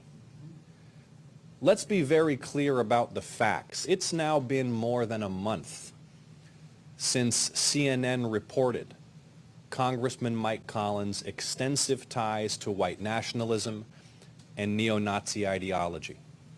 Since we learned that the congressman has had a neo-Nazi propagandist based on his property and doing work for the congressman's business. Then we learned last week in the Atlanta Journal-Constitution that this neo-Nazi propagandist has continued to produce neo-Nazi propagandist from Mike Collins' property up until last week. And then we learned, because some of the communications leaked from the congressman's office, that the congressman's chief of staff was briefing some of the nation's most notorious white supremacists on their efforts supporting a Holocaust denier. So let's again just review everything we knew up until this morning's reporting. We've learned that the congressman has a neo-Nazi propagandist based on his property who also works for the congressman's business. We've seen through leaked communications from the congressman's office that his staff was briefing some of the country's most notorious white supremacists on their efforts supporting a Holocaust denier. And now what did we learn this morning in the Washington Post? Yet another connection between Congressman Mike Collins and white nationalism, between Congressman Mike Collins and neo-Nazi ideology. One of the congressman's staffers posting swastikas online and depicting himself in the costume of the Ku Klux Klan. Disgraceful. Disgraceful and disqualifying. Yet another week, yet another scandal for the bigot Congressman Mike Collins and his collapsing Senate campaign. Mike Collins needs to hold a press conference this afternoon. And resign. And he needs to release all of the communications that he continues to hide between his office and these white supremacists. Let me repeat that. Congressman Mike Collins needs to hold a press conference this afternoon, and he needs to release all of the communications between his office and these white supremacists. It is the year 2026 in the state of Georgia. It's not 1935. It's not 1958. It's the year 2026, and we have a sitting member of Congress and a candidate for the United States Senate with extensive ties to white nationalism and neo-Nazi ideology, new ties released even this morning, who still refuses to release his own office's communications with some of the nation's most notorious white supremacists. And for the reporters in attendance today, please remember that this is not mere allegation. This is CNN reporting. This is leaked transcripts of communications between the congressman's office and white supremacists. This is the Atlanta Journal-Constitution's reporting. These are confirmed facts. So let me again be very clear about the message today, and then we'll open this up for members of the press for your questions on this or any subject. This morning's news should shock not just the entire state of Georgia, but the entire country. Yet more evidence of a sitting congressman's extensive ties to white nationalism and neo-Nazi ideology. This time it's swastikas and the costume of the Ku Klux Klan. Unacceptable and disqualifying. And today, not tomorrow, not this weekend, but today, Congressman Mike Collins needs to address the press and the public, and he needs to release every single communication between his office and some of the nation's most notorious white supremacists. Thank you again for joining me and looking forward to your questions. Bottom line here, Zachary, white nationalists, white supremacists, those are Republican voters. They are Republican voters. Listen, Mike Collins has told the people of Georgia at every single turn who he is and who he has always been. There is no option in the state of Georgia for any single person of color, for any single person who is Jewish, who is Muslim, who is a real, genuine Christian and believer and follower of Jesus Christ, of who they have to vote for in November, on November the 3rd, and leading up to it. There is no other choice. Mike Collins has surrounded himself with white supremacists and racists, with members and people who are deeply invested in white supremacy, white nationalism, white fascism, and the Ku Klux Klan continuously. This is absolutely ridiculous what Preston Power did. This young man, he claims to be Italian. Some people say that he's Latino. Some people say that this man is gay, and he is devoutly, staunchly embedded in white supremacy. It's mind-boggling, the level of self-hatred that these young people are being infested and infected with. And the only way to break it, the only way to stop it, is for us to win in November and begin to implement real, continuous, and steady change for the future of Georgia and this country. And the only way we can do that is voting for Jon Ossoff. And I hope you vote for Keisha Lynn's Bottoms too, shit. Lisa. Yes, I'm going to add, you ain't even got to be a Christian to be a good person. I'm not a Christian. You have Muslims, they're not Christians. You have Jewish people, they're not Christians. You just have to be a good person. How about that? So I want to add to that. When I saw that disgusting, those text messages and all of that mess, I was like, listen, if Mike Collins didn't even attempt to denounce what this dude Preston was writing and saying and blurting out, then that tells me he doesn't want to do it. Was anybody surprised? So my parents always raised me, birds of a feather flock together. So my question is you ain't a white supremacist, Mr. Collins? Because if you were not, you wouldn't be hiding and covering up and not, like you said, like he said, going out there saying, I'm going to do this press conference to denounce these things, true transparency. So I have zero trust for this man as a politician, no matter what seat he's going for or what seat he's in. I don't want people like that in office. Now, that might be kind of hard. We're talking about in the Trump era, in the MAGA era, in this administration. But I have to know that somewhere out there over the rainbow, we have to appeal to individuals who have to know this cannot work. Because even if you're not Black or you're not Jewish, you know that the person making your coffee could be anybody. So I don't want to be somewhere when somebody's making my coffee and I'm demoralizing them and demeaning them. At some level, we all have to connect. So if you can't be the connector, if you can't have transparency about where you stand, then you should stand nowhere. If I were those folks down there, please do not promote, support, or do anything with Collins or anybody in that camp, because it's really criminal to me. Greg? Yeah, whites going white, white supremacists going white supremacists. Jon Ossoff is putting on a clinic on how you campaign. I think if this country survives, and that's a very big if, given what Bozo is doing now with these ridiculous coloring book pieces of paper he's signing, his executive orders, none of them have the force of law. But what they do have the force of is turning global public opinion and other countries against the United States of America. But if this country survives, I think we might look back at the election of 2020 as a pivotal moment in its survival.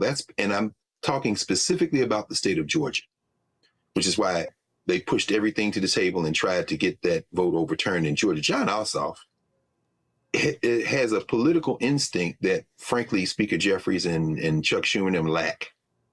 He knows how to tap into decency, into our common humanity, and to tap into it in a way that connects to, quite frankly, overtures of the Black freedom struggle. Of course, we know he worked for John Lewis. What we saw there, and I don't want us to miss what Speaker Jeffries, maybe soon to be Speaker, we'll see, because I agree with you. Everybody needs to shut the F up, including so-called, maybe one day Speaker Jeffries. We don't need to miss what he said about the victory they had in the Fourth Circuit.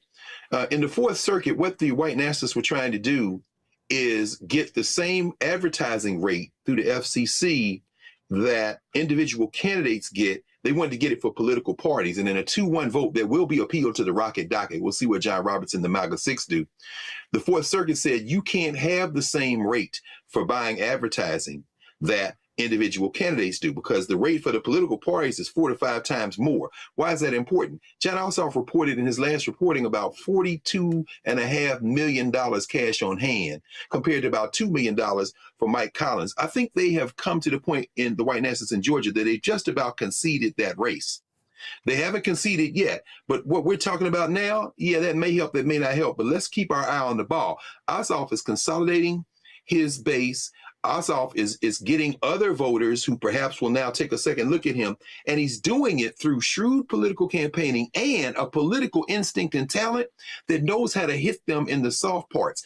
This man, just a week and a half ago, mentions the name Natalie, and the whole white nationalist world goes berserk. He knows how to triangulate, finally.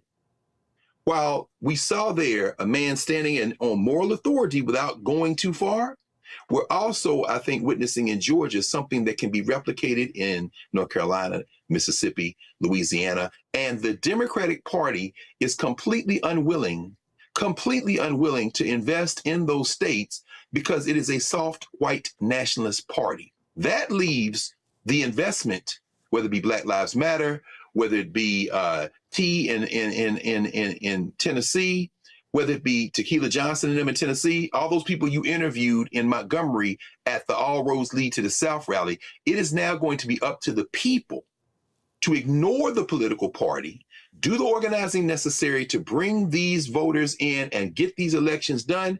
I think not only have we not heard the last of John Ossoff as a senator, we might be looking at somebody who's going to be a strong candidate for the presidency because he has an instinct for how to move these things forward in a way that brings people together. At least that's what I think.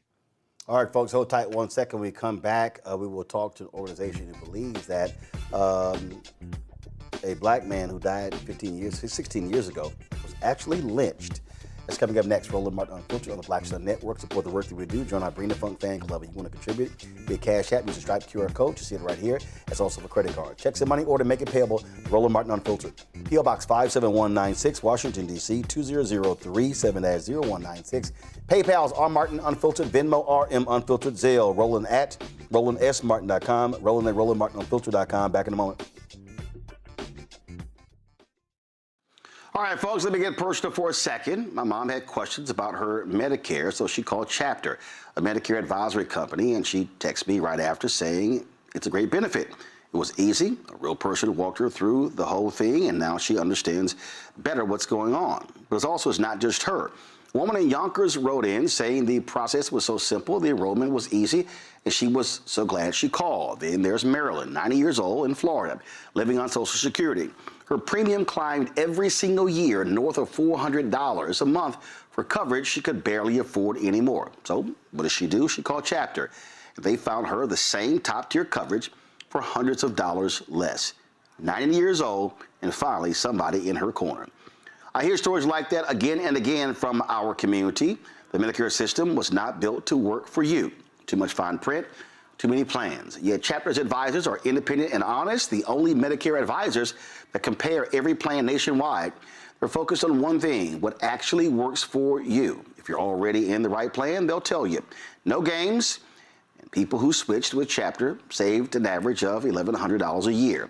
All it takes is 20 minutes. You talk to a real person, and it's completely free help. So call Chapter at 724-264-8281, 724-264-8281. That's Chapter. Let me ask you a question.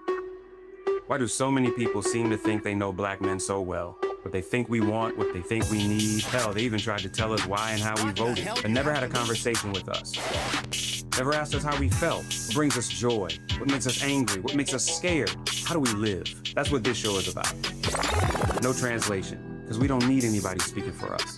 We can speak for ourselves. This will be a show where we bring brothers on that you don't see on every other talk show. Nope.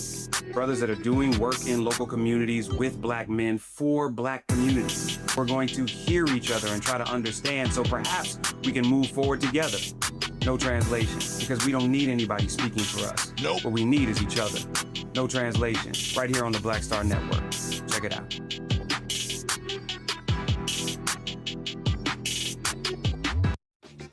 My name is Bill Duke, and you're watching Roland Martin Unfiltered.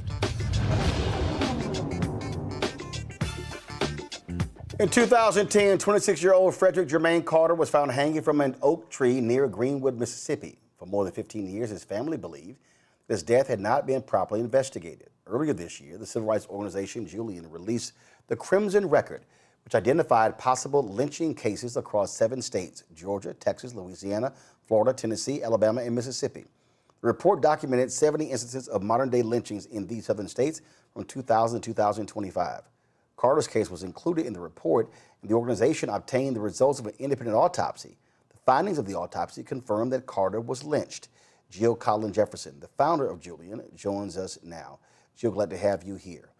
Okay, So Thank you for having me, Roland. when you say the findings of the autopsy confirmed that he was lynched, how so? The findings are very clear.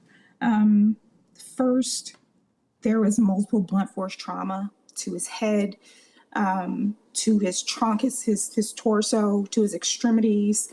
The manner of death is homicide, as listed, and the medical examiner says that he believes that he was killed and then hung from the tree to cover up the homicide. And so I saw photos of his body. I'll tell you, Roland, it's impossible that Mississippi's medical examiner didn't see that. They had to have seen those bruises. They could not have missed those bruises all over his body. But the first autopsy doesn't mention any of that. And so this is kind of what we're dealing with in Mississippi's medical examiner system. But there were obvious signs that he'd been beaten. He had a black eye. He had a gash on his back thigh. There was a contusion near his groin. There were marks on his rib cage and on his legs. This is a case where this young black man was found in a predominantly white area in North Greenwood. So just to set the context. And this is a case that suddenly out of nowhere just disappeared and nobody heard anything about it anymore. And we need to ask why. Somebody is trying to hide something here, and somebody is trying to hide someone. This was the original Associated Press story. Preliminary autopsy results indicate a black man found hanging from a tree in Mississippi killed himself, and authorities said Tuesday there's no validity to an NAACP leader's allegation that someone was involved. They said that Frederick Jermaine Carter had a history of mental illness and suicide attempts. It says that Lafleur County Sheriff Ricky Banks and Lafleur County Coroner Deborah Sanders said that the autopsy's preliminary finding of suicide is consistent with what they saw at the scene.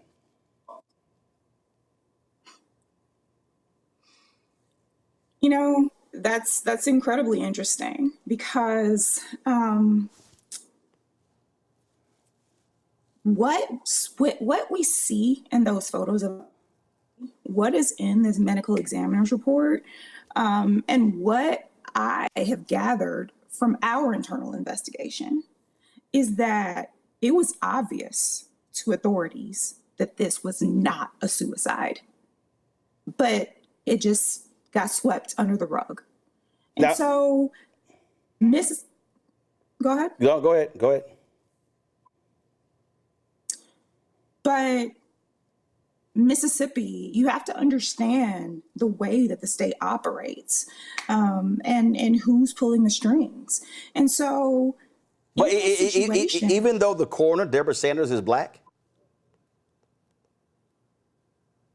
The coroner, okay, let me explain something about coroners. Yeah, go ahead. Coroners in Mississippi are usually not medical professionals. I don't know if she was or not, but usually a coroner in Mississippi is like a funeral home director. And the standards for being a coroner in Mississippi are incredibly low. All you have to have is a high school education or equivalent and pass a test. So that's part of the problem. They do not have the training usually to make these determinations. And so what you also have in this system, there have been books written about Mississippi's medical examiner system. It goes beyond the coroner. It goes to the methods that are used in the medical examiner's office. This same medical examiner has had issues in other cases, and the medical examiner before him was infamous because of his methods. And so this is a story that just keeps repeating itself. This is how it works in Mississippi. This is what it is. And I've seen enough of these cases across the nation and worked enough and solved enough to see where exactly they messed up and what went wrong, and that they are trying to hide this. Questions from the panel. I'll start with you, Greg. Thank you, Roland. And thank you. I mean, not only for this work, but the broader arc of your work. Do you mind perhaps giving us a few words on your work through JULIAN with the Crimson Record, and how this case fits a much larger pattern that you've spent a great deal of time kind of investigating and making available to us to be able to see what you see? And thank you in advance. Of course. Thank you for your question. So, a Crimson Record and what JULIAN does, one of our big program areas is combating terror, which involves modern day lynchings. We investigate, document, solve, litigate modern day lynchings. And in that work, we spent almost 2 years researching, investigating modern day lynchings across 7 southern states. The patterns that we saw that lynchings increased during the first Trump term, and that they have increased since he started his second term. We've also found significant patterns in certain states, like in Mississippi. We found that in a certain county, a Black man would go missing around the same day, around the same month, day every year. And that was really suspicious. We found something similar in Selma. We saw immigrant deaths in Texas along the border. The patterns that we saw indicate the way that these police handle these cases. And nationally, they come to these incredibly fast assumptions, like what Roland read about what the original report said. Just because someone had a mental issue before some episode, they automatically assume this person's suicidal. They don't even look any further. You need to conduct a psychological autopsy to actually do that, to tell that. And you need a psychologist to do that. And that wasn't done. And so what happens in these cases, in this trend, and where this case stands in this trend, is that over the past 25 years, these cases have only increased, and the pattern has become pretty much institutionalized. Now it's not even questioned that when police don't follow proper procedure in these cases. And the truth is that the police do not have procedures in these cases. But modern day lynching, investigating a lynching is different than investigating a hate crime. It is different than investigating a police killing. It is its own thing, and it has a very specific strategy and different goals. And so the police need to be trained in this. And what we've seen in Frederick's case and the cases after is that these cases were just swept under the rug. But in Frederick's case, I do believe it was more deliberate. Zachary. Jill, again, just echoing Dr. Carr, thank you for your work. This is amazing. As a Mississippi native, born and raised in Kemper County, grew up in a trailer on a dirt road, seeing that we have freedom fighters and those who are still seeking justice in my native land is a gift. We are living through an unprecedented time. We just saw last month at the National Urban League where Attorney Ben Crump led a press conference and talked about the death of Nolan Xavier Wells, the death of Daniel Irving, the death of Tyler Smith, and the circumstances surrounding those deaths and all the questions that exist. And then now to see that we have this situation coming back up from Carter being brought back to the forefront, it's making me think that there are going to be so many other cases of Black lives lost, taken away through racial violence that didn't get justice as we are continuing to push and fight. For those out there who know someone or they suspect someone or they fear someone that they loved has been the victim of racial violence in this country that have not yet received justice, what can they do to move towards that for their lost loved ones?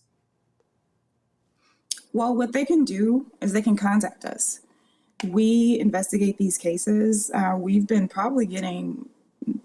hearing about multiple new cases every week, especially since this report has come out. They should contact us and we will work with them to evaluate what evidence they have, to see what happened to this person, to basically put our team at their disposal. We have incredible investigators with FBI experience. We have really amazing attorneys and people and policy people. And so in this situation, they should contact us, JULIAN. This is what we do. And we will advocate for them. We're going to be advocating to get Frederick's case reopened. And one thing I will say, you mentioned you're from Kemper County. Kemper County is the site of another modern day lynching. Nick Naylor in 2003 was found hanging from a tree in Kemper County, Mississippi. We also know that that was a lynching. And that is a case where the family has never gotten justice. Lisa. Yep. Thank you for the work you're doing. I didn't realize how triggered I was when I learned about, Frederick's story and many other hangings that have happened until I was recently, of course I hear about them, you get desensitized.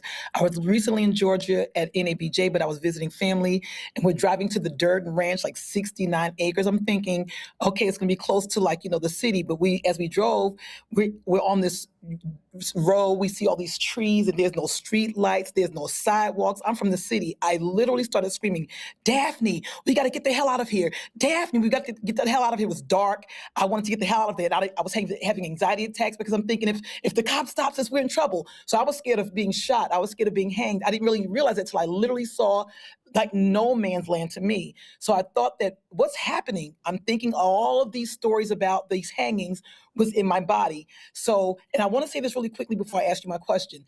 In my other life, before I was a producer and a TV personality, I was a pharmaceutical rep for 4 years. And I want to just dispel something, which is bullshit. Most people who are mentally ill do not kill themselves. That's the go-to gaslighting when they want to poo-poo away what really happened. Just wanted to throw that out there. I am a trained pharmaceutical expert. Moving on. So can you share with me what your next steps are, if you have any, in demanding accountability? Because I would just love for this to be resolved and the culprit gets brought to justice. Yeah. So what I can tell you is that we are running our own independent investigation with our team of investigators. What we're also going to be doing, and we've already started doing, is contacting the local authorities in LaFleur County. This case was under the jurisdiction of the LaFleur County Sheriff's Department, and it's a new sheriff. It's not the same person who was there 15 years ago. And so hopefully this new person will want to do the right thing and want to help this family get justice. But there needs to be an investigation done by them, and we should work together on this. That is the next step, figuring out what happened, figuring out who did this to him, rather. That is the next step here, and then getting justice for him. And then beyond that, in all of these cases, we've drafted an amendment to the Emmett Till Anti-Lynching Act that really needs to be passed in Congress.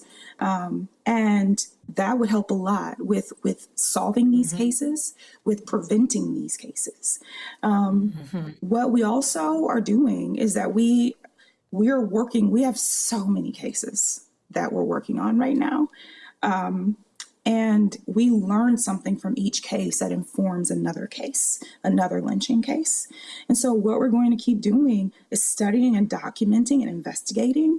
And in terms of overall, what we are working to do is establish this nation's first architecture to dismantle and stop lynchings. This should have been created 100 years ago, but it wasn't.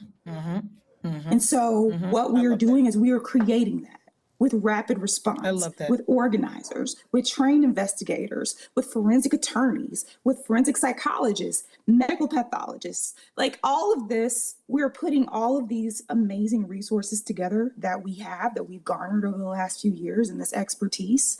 And we are going to create this architecture to stop this from ever happening again. All right. Well, Jill Collins Jefferson, founder of JULIAN. We appreciate it. Thanks a lot for your work. Thank you. All right. Thanks so very much. Folks, on August 10th, a 7.4 magnitude earthquake struck Colombia, causing the deaths of more than 300 people, injuries to more than 4,400, the destruction of more than 26,000 homes across 15 cities. In response to the disaster, a group of members from Alpha Phi Alpha Fraternity Incorporated living in Colombia began an emergency relief drive to support families and communities affected by the earthquake.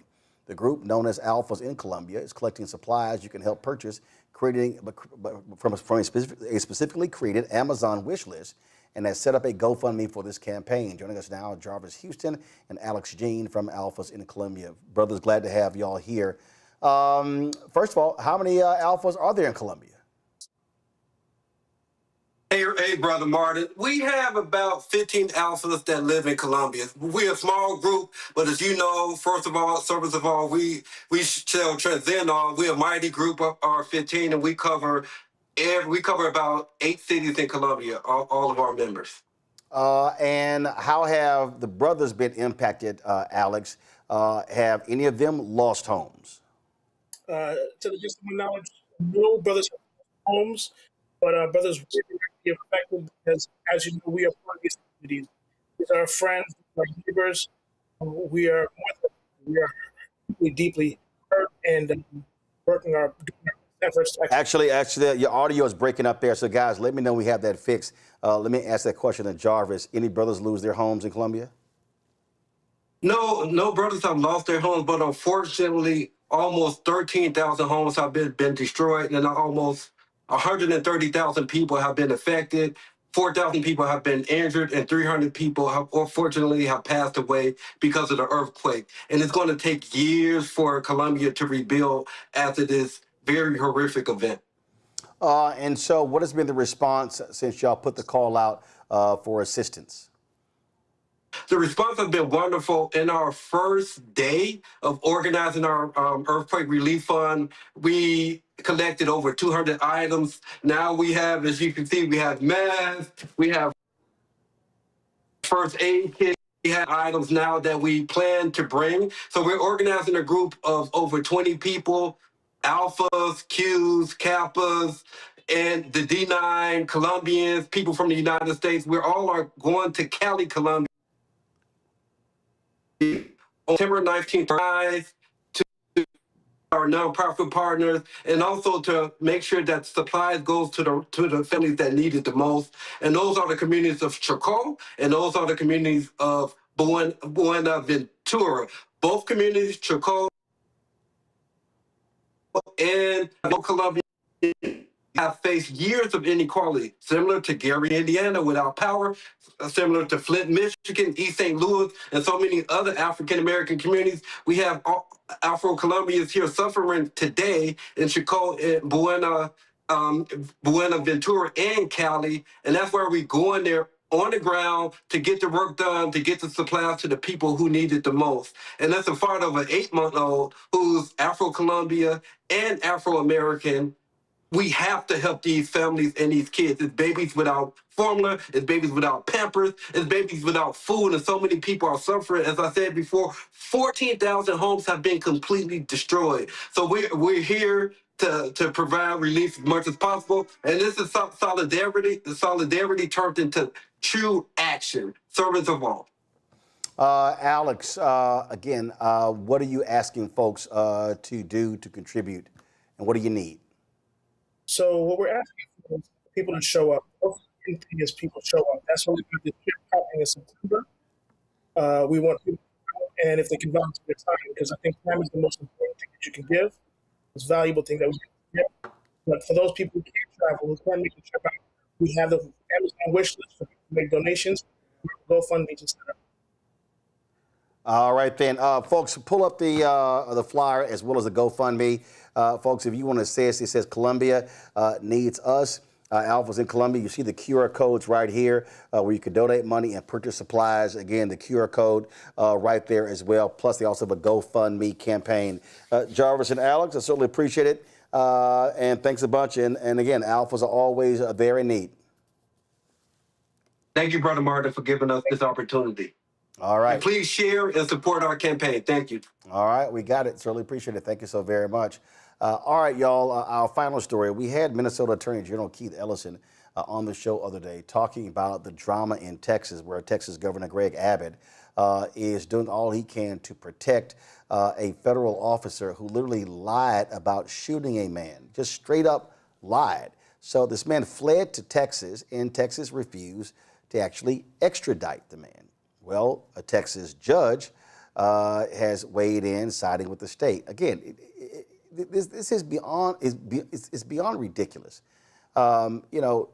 Clearly you had a situation where Minnesota has extradited folks to Texas, and Texas has extradited others. But when you have a governor who's in a tight campaign race, he's doing all he can to hype up his supporters, and that's exactly what has gone on in Texas. And so what's crazy, so first of all, it took place on yesterday. First of all, let's deal with who this individual is, okay? So this individual, Christian Castro, was released today after spending nearly 3 months in jail. He was arrested after allegedly shooting Julio Cesar Sosa Celis in the leg during an ICE operation in January. He lied about the crime.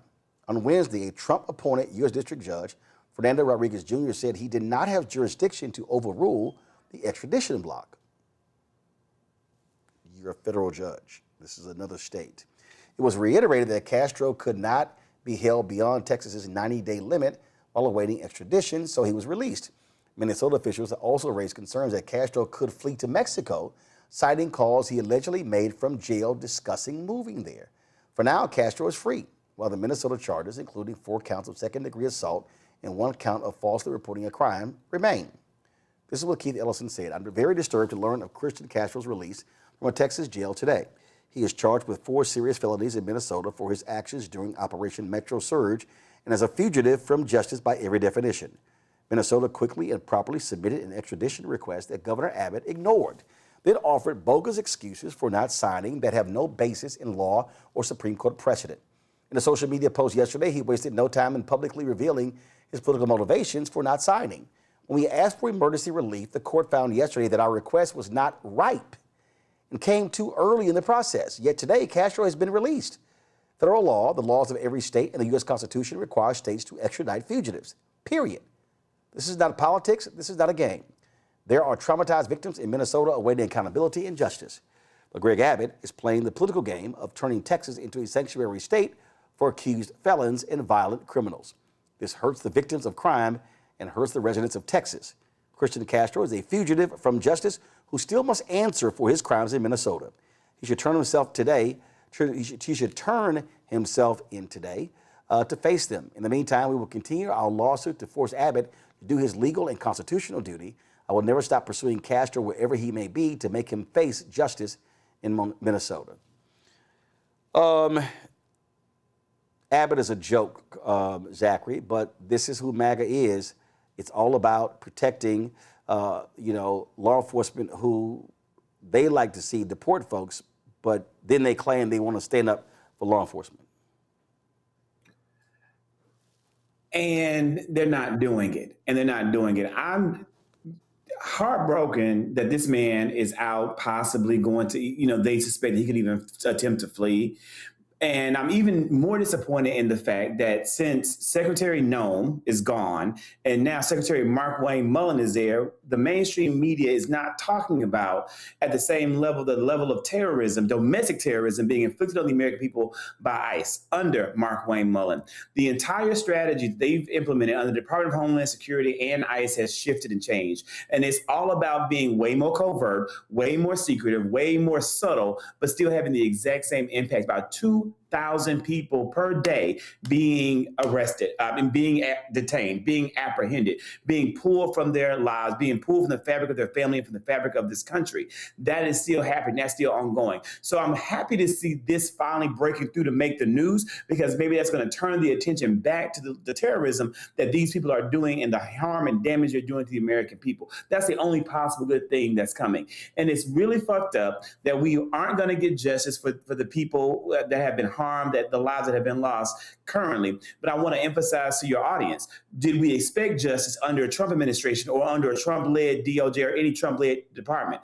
That's why every election matters so damn much, and why it's so important in November to ensure that we have changes happen in the House and prayerfully guide the Senate.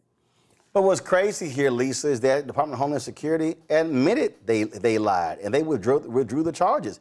He ain't even getting backed by the Department of Homeland Security. I mean, Roland, when I heard about this story, I was scratching my head like, the fact that he hasn't been extradited screams, the rules are for thee and not for me. Oh, you can have a sanctuary state for thee and not for me? I mean, the hypocrisy is loud and clear. And then speaking about the judge, I'm thinking, well, damn, judge, you say anything nowadays? Aren't you worried about your law license looking crazy? People don't even care. They're so stuck on these MAGA talking points, these MAGA moves, these MAGA directives, if you will, that they really are doing things in plain sight with impunity. What the brother said, I'm glad at least we're having a conversation about it. So I don't know what the ending is, but I think that if we keep amplifying it, his ass is gonna get out of here. He's gonna get found guilty. He's gotta go. But what I do know is, the premeditated nature of what's happening. You're shooting through a door. It's not like the person was out. You're shooting through a door. There's nothing that could prove that you needed to shoot through a door. What did you see on the other side of the door? There was a door. Right. So it's clear he meant to do what he did. To me, it's attempted murder. Well, first of all, they also lied, Greg. I mean, they lied. And it took them, Greg, it didn't take them long to pull the video to say, yeah, they lied. And again, when DHS abandons you, your ass guilty. I mean, this is the thing. The nasty little judge, Fernando Rodriguez Jr., was appointed by Bozo to the U.S. District Court for the Southern District of Texas in 2018. So the fix was in.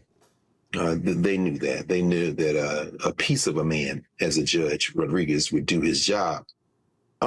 People often refer to Homeland Security and ICE. They say they're like the brown shirts.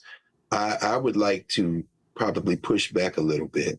Unlike Hitler's brown shirts, unlike the Sturmbataillon, the brown shirts of Nazi Germany, these racist killers don't wear uniforms and they hide their faces. They're pieces of men. This piece of a man, Castro, unlike the brown shirts, see, the brown shirts would come in and announce very loudly, we're here and we're here to hurt you. A piece of a man like Castro and his funky little friends who cover their faces with cloths, dress like civilians. And their method is, we could be anywhere at any time and we will harm you and then melt back into the protection and the protecting arms of our friends. Yes, he was too extreme in this moment for them, but Bozo, in assembling this private army, and make no mistake about it, Bozo has vitriol, he's a racist, he's all of the things, but this is Stephen Miller. Stephen Miller and his racist fever dream that somehow he can reverse engineer live births, because of the people in this country under 18, the vast majority of those people are not white. So it's coming, Stephen. You can't deport that many people. But Stephen Miller has taken now, dropping all pretense to the idea that, well, we should just kill with reckless abandon. We should kill with reckless abandon, throw as many people out as we can, pay off some West African countries, and maybe even strong-arm the Haitians and get as many people out here as possible, all with the idea of, wait, what is the idea? There's no end game for this. The violence is the point, because you can't reverse demographics. This is the environment in which somebody like Castro acts with impunity, thinks he will be protected, and he was shielded by a punk-ass governor like Greg Abbott, whose political back can be broken in Texas fairly easily. Tallarico is giving echoes of Ossoff, and guess what? Hinojosa should be the governor of Texas. We at this moment have to make a decision, because we're at a tipping point now. This private army is going to roam this country in disguise until we decide enough is enough. And we can decide enough is enough. Texas, it's time to get rid of Greg Abbott, and you can handle that at the ballot box. Folks, tomorrow is the anniversary of the March in Washington for Jobs and Freedom. Reverend Al Sharpton is National Action Network, along with the Drum Major Initiative of MLK III, will be actually sponsoring the initiative. This is the website. If you go to marchonwashington2026.com, they will be assembling in the nation's capital. We will be, of course, carrying their live stream of the march. We'll be starting tomorrow. We'll be gathering at 8 a.m. Program begins at 9 a.m. And again, we'll be streaming it right here on the Black Star Network as well. The thing here that we've been talking about this here, and that is this here. What really is needed, and we just have to confront this, there has to be overwhelming force at the polls. Yep. Earlier, Lisa said, vote like it was 2008 with Obama. No. Turn out like black folks in South Africa did for Nelson Mandela. Turn out like black folks did after the 1965 Voting Rights Act. When we were in Mound Bayou, Mississippi, there's a photo there in their makeshift museum in the school there, where there's a photo where they said there was a near riot. Excuse me. There was a near riot over getting voter registration forms. Okay, let me say this again. There was a near riot because folks were fighting to grab the voter registration forms. If you go to the National Civil Rights Museum, formerly the Lorraine Motel in Memphis, there's a sign, and I swore I took a picture of it, and I gotta find it. And the sign says, it was from a black girl, all I want for my 18th birthday is a voter registration card. We continue to talk about what the power of the vote does. Did y'all find that clip from that black actor who was saying that crazy stuff? Did y'all find it?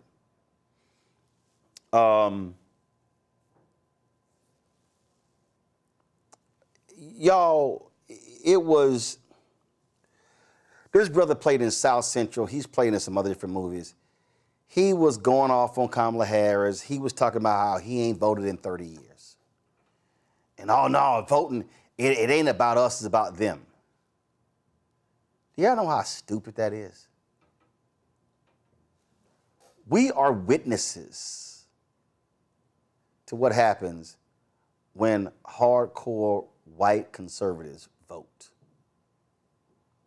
They voted for this MAGA extreme court. Sure did.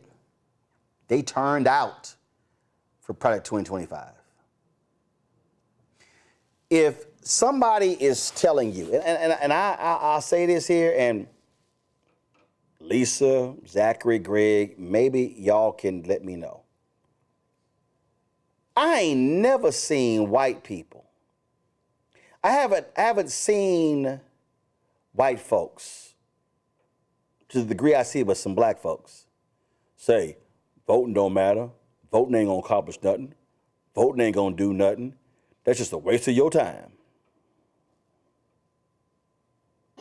Yep. Never. If you are black and somebody says that, that's somebody who should never be your friend.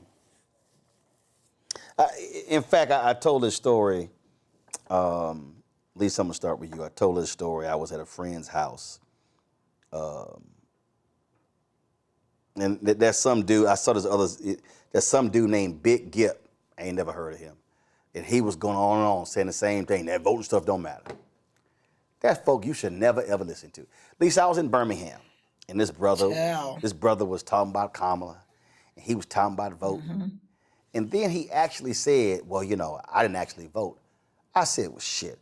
I said, you might as well get your ass up. I said, I ain't even talking to you. I literally did not want to hear, I didn't want to hear a critique he had to say about nothing. Because if you check out of a process, then what the hell are you commenting on the process for? I said it earlier today, but I'll add some more content to that. I had a friend, I'm not going to name her name because we still friends, so I don't know, Roland. I might need to check myself, and I might like a... Wouldn't be my damn friend. Damn, man, I've been knowing her for a long... Damn. I don't give a damn. I'm telling you right now, if you a sister, if you a sister and the man you with, his ass ain't voting, tell him you ain't getting no sex, you ain't getting no food, you ain't laying up in my AC. No. I'm in menopause, so I can't tolerate this because the sister you talked about, now her ass ain't got no job. Now she's complaining, and it's like, so you wanted the 600,000 black women who got laid off, 500,000 black men got laid up. Go ahead and make your comment. Check it out, Roland. I didn't have this part because I didn't know if I had time. Literally, we're going hard in the paint. And she was like, well, they're all the same. The Republicans and the Democrats are all the same. All the presidents are the same. So I said to her, Jane Doe, I'm just going to, for shits and giggles, let's just say that. I said, but right now, I don't agree with you. There's no such person in the history of your life that you've ever seen like Donald Trump. You have never seen a person like that in your lifetime. You cannot compare Donald Trump to any other president, even dumbass Reagan, I was in college at the time, or the Bush or baby Bush. You've never seen somebody of this magnitude of sickness. You've not seen it. I said, so even if I wanted to give you a pass on Reagan, you cannot tell me that what you see in Donald Trump, it's like all the other presidents. So I said, miss me with the bullshit. Now, we still remain friends, but I had to tell her off. She calmed down. She hung the hell up. I'm like, okay, girl, call back when you want. But I got to rethink that. But she didn't vote. So now she's, the gas prices and the food and okay, girl. Done. Right. Greg, I was talking to a coach at Howard University. We were talking about voting the election, and he said, yeah, I've had players and students at Howard say my vote don't matter. And he said he told them, do you understand the federal designation of Howard University? He said, no. He said, do you understand where the bulk of Howard's money come from? He said, do you understand? And he said, here are students at Howard University who are saying they ain't voting and not even realize that the very funding of your school is coming from the same government and you ain't voting. Well, I don't want to, as somebody who teaches the first year student athletes every summer, as somebody who's been there for 27 years, I don't want to speculate as to what percentage of students would hold that opinion or who the coach was talking to.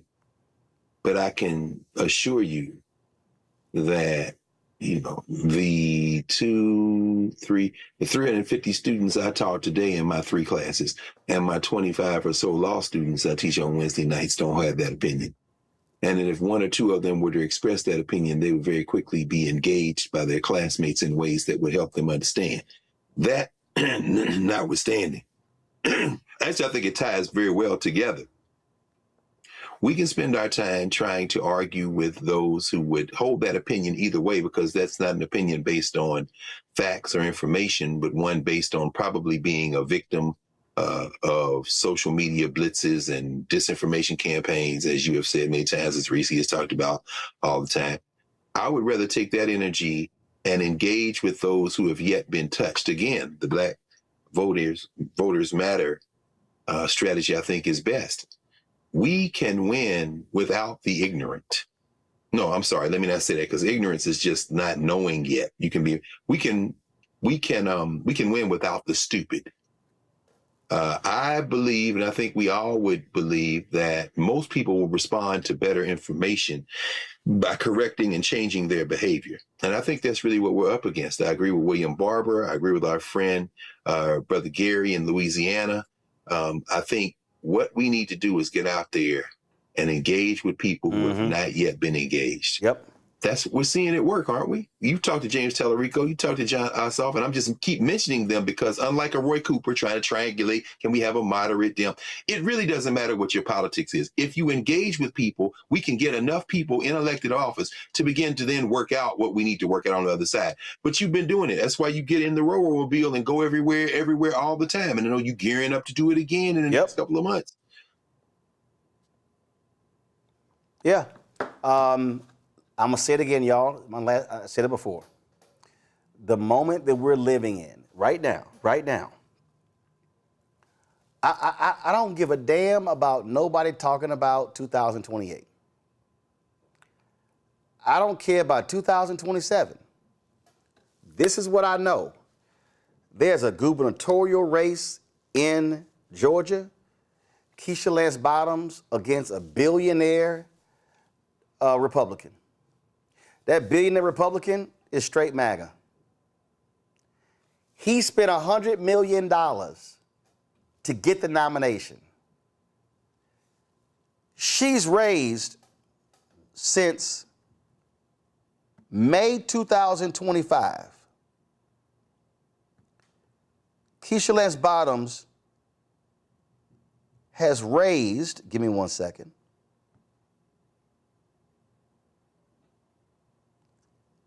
since May 6th, $5.7 million.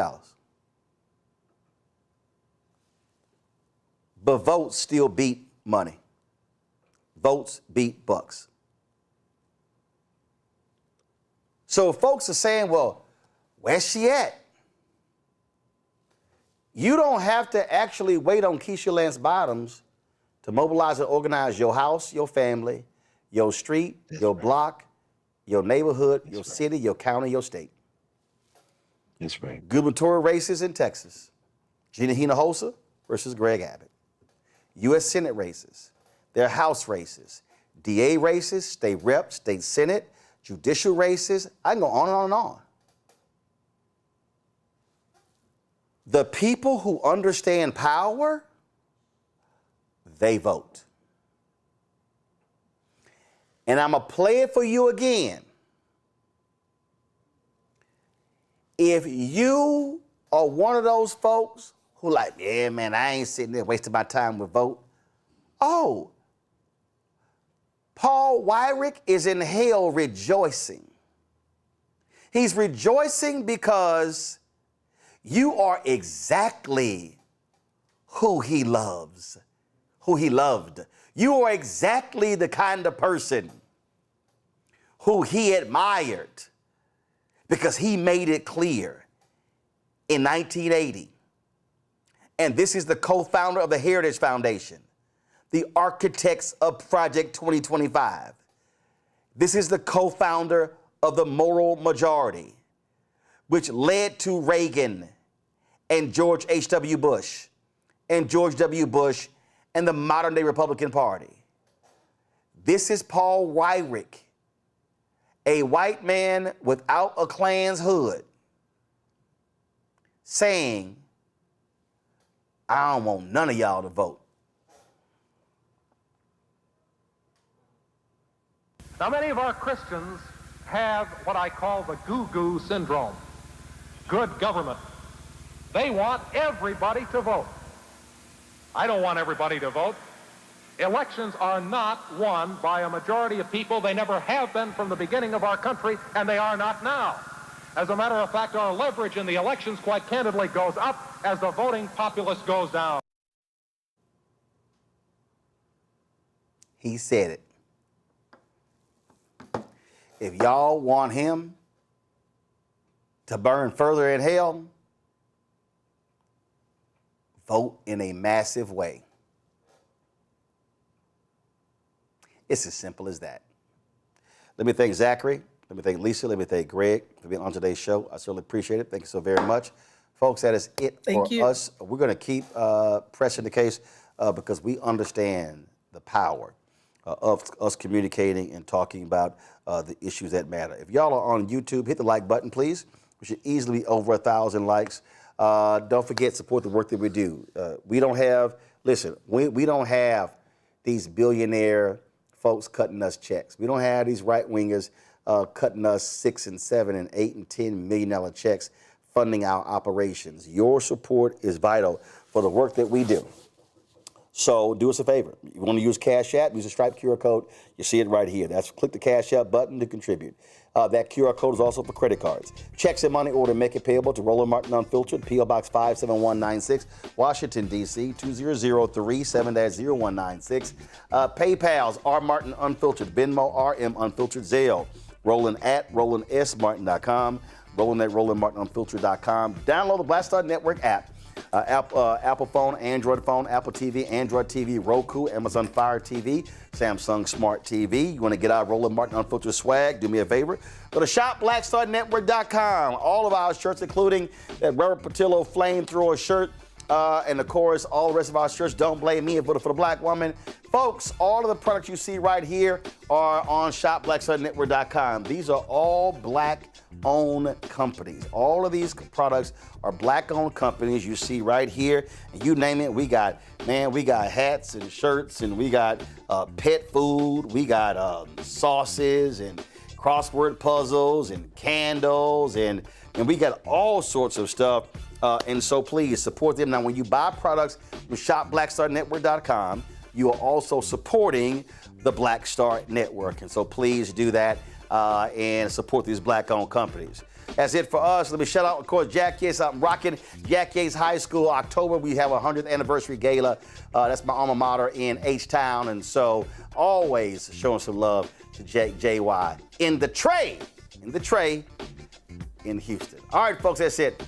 I'll see y'all tomorrow right here, Roland Martin Unfiltered on the Black Star Network.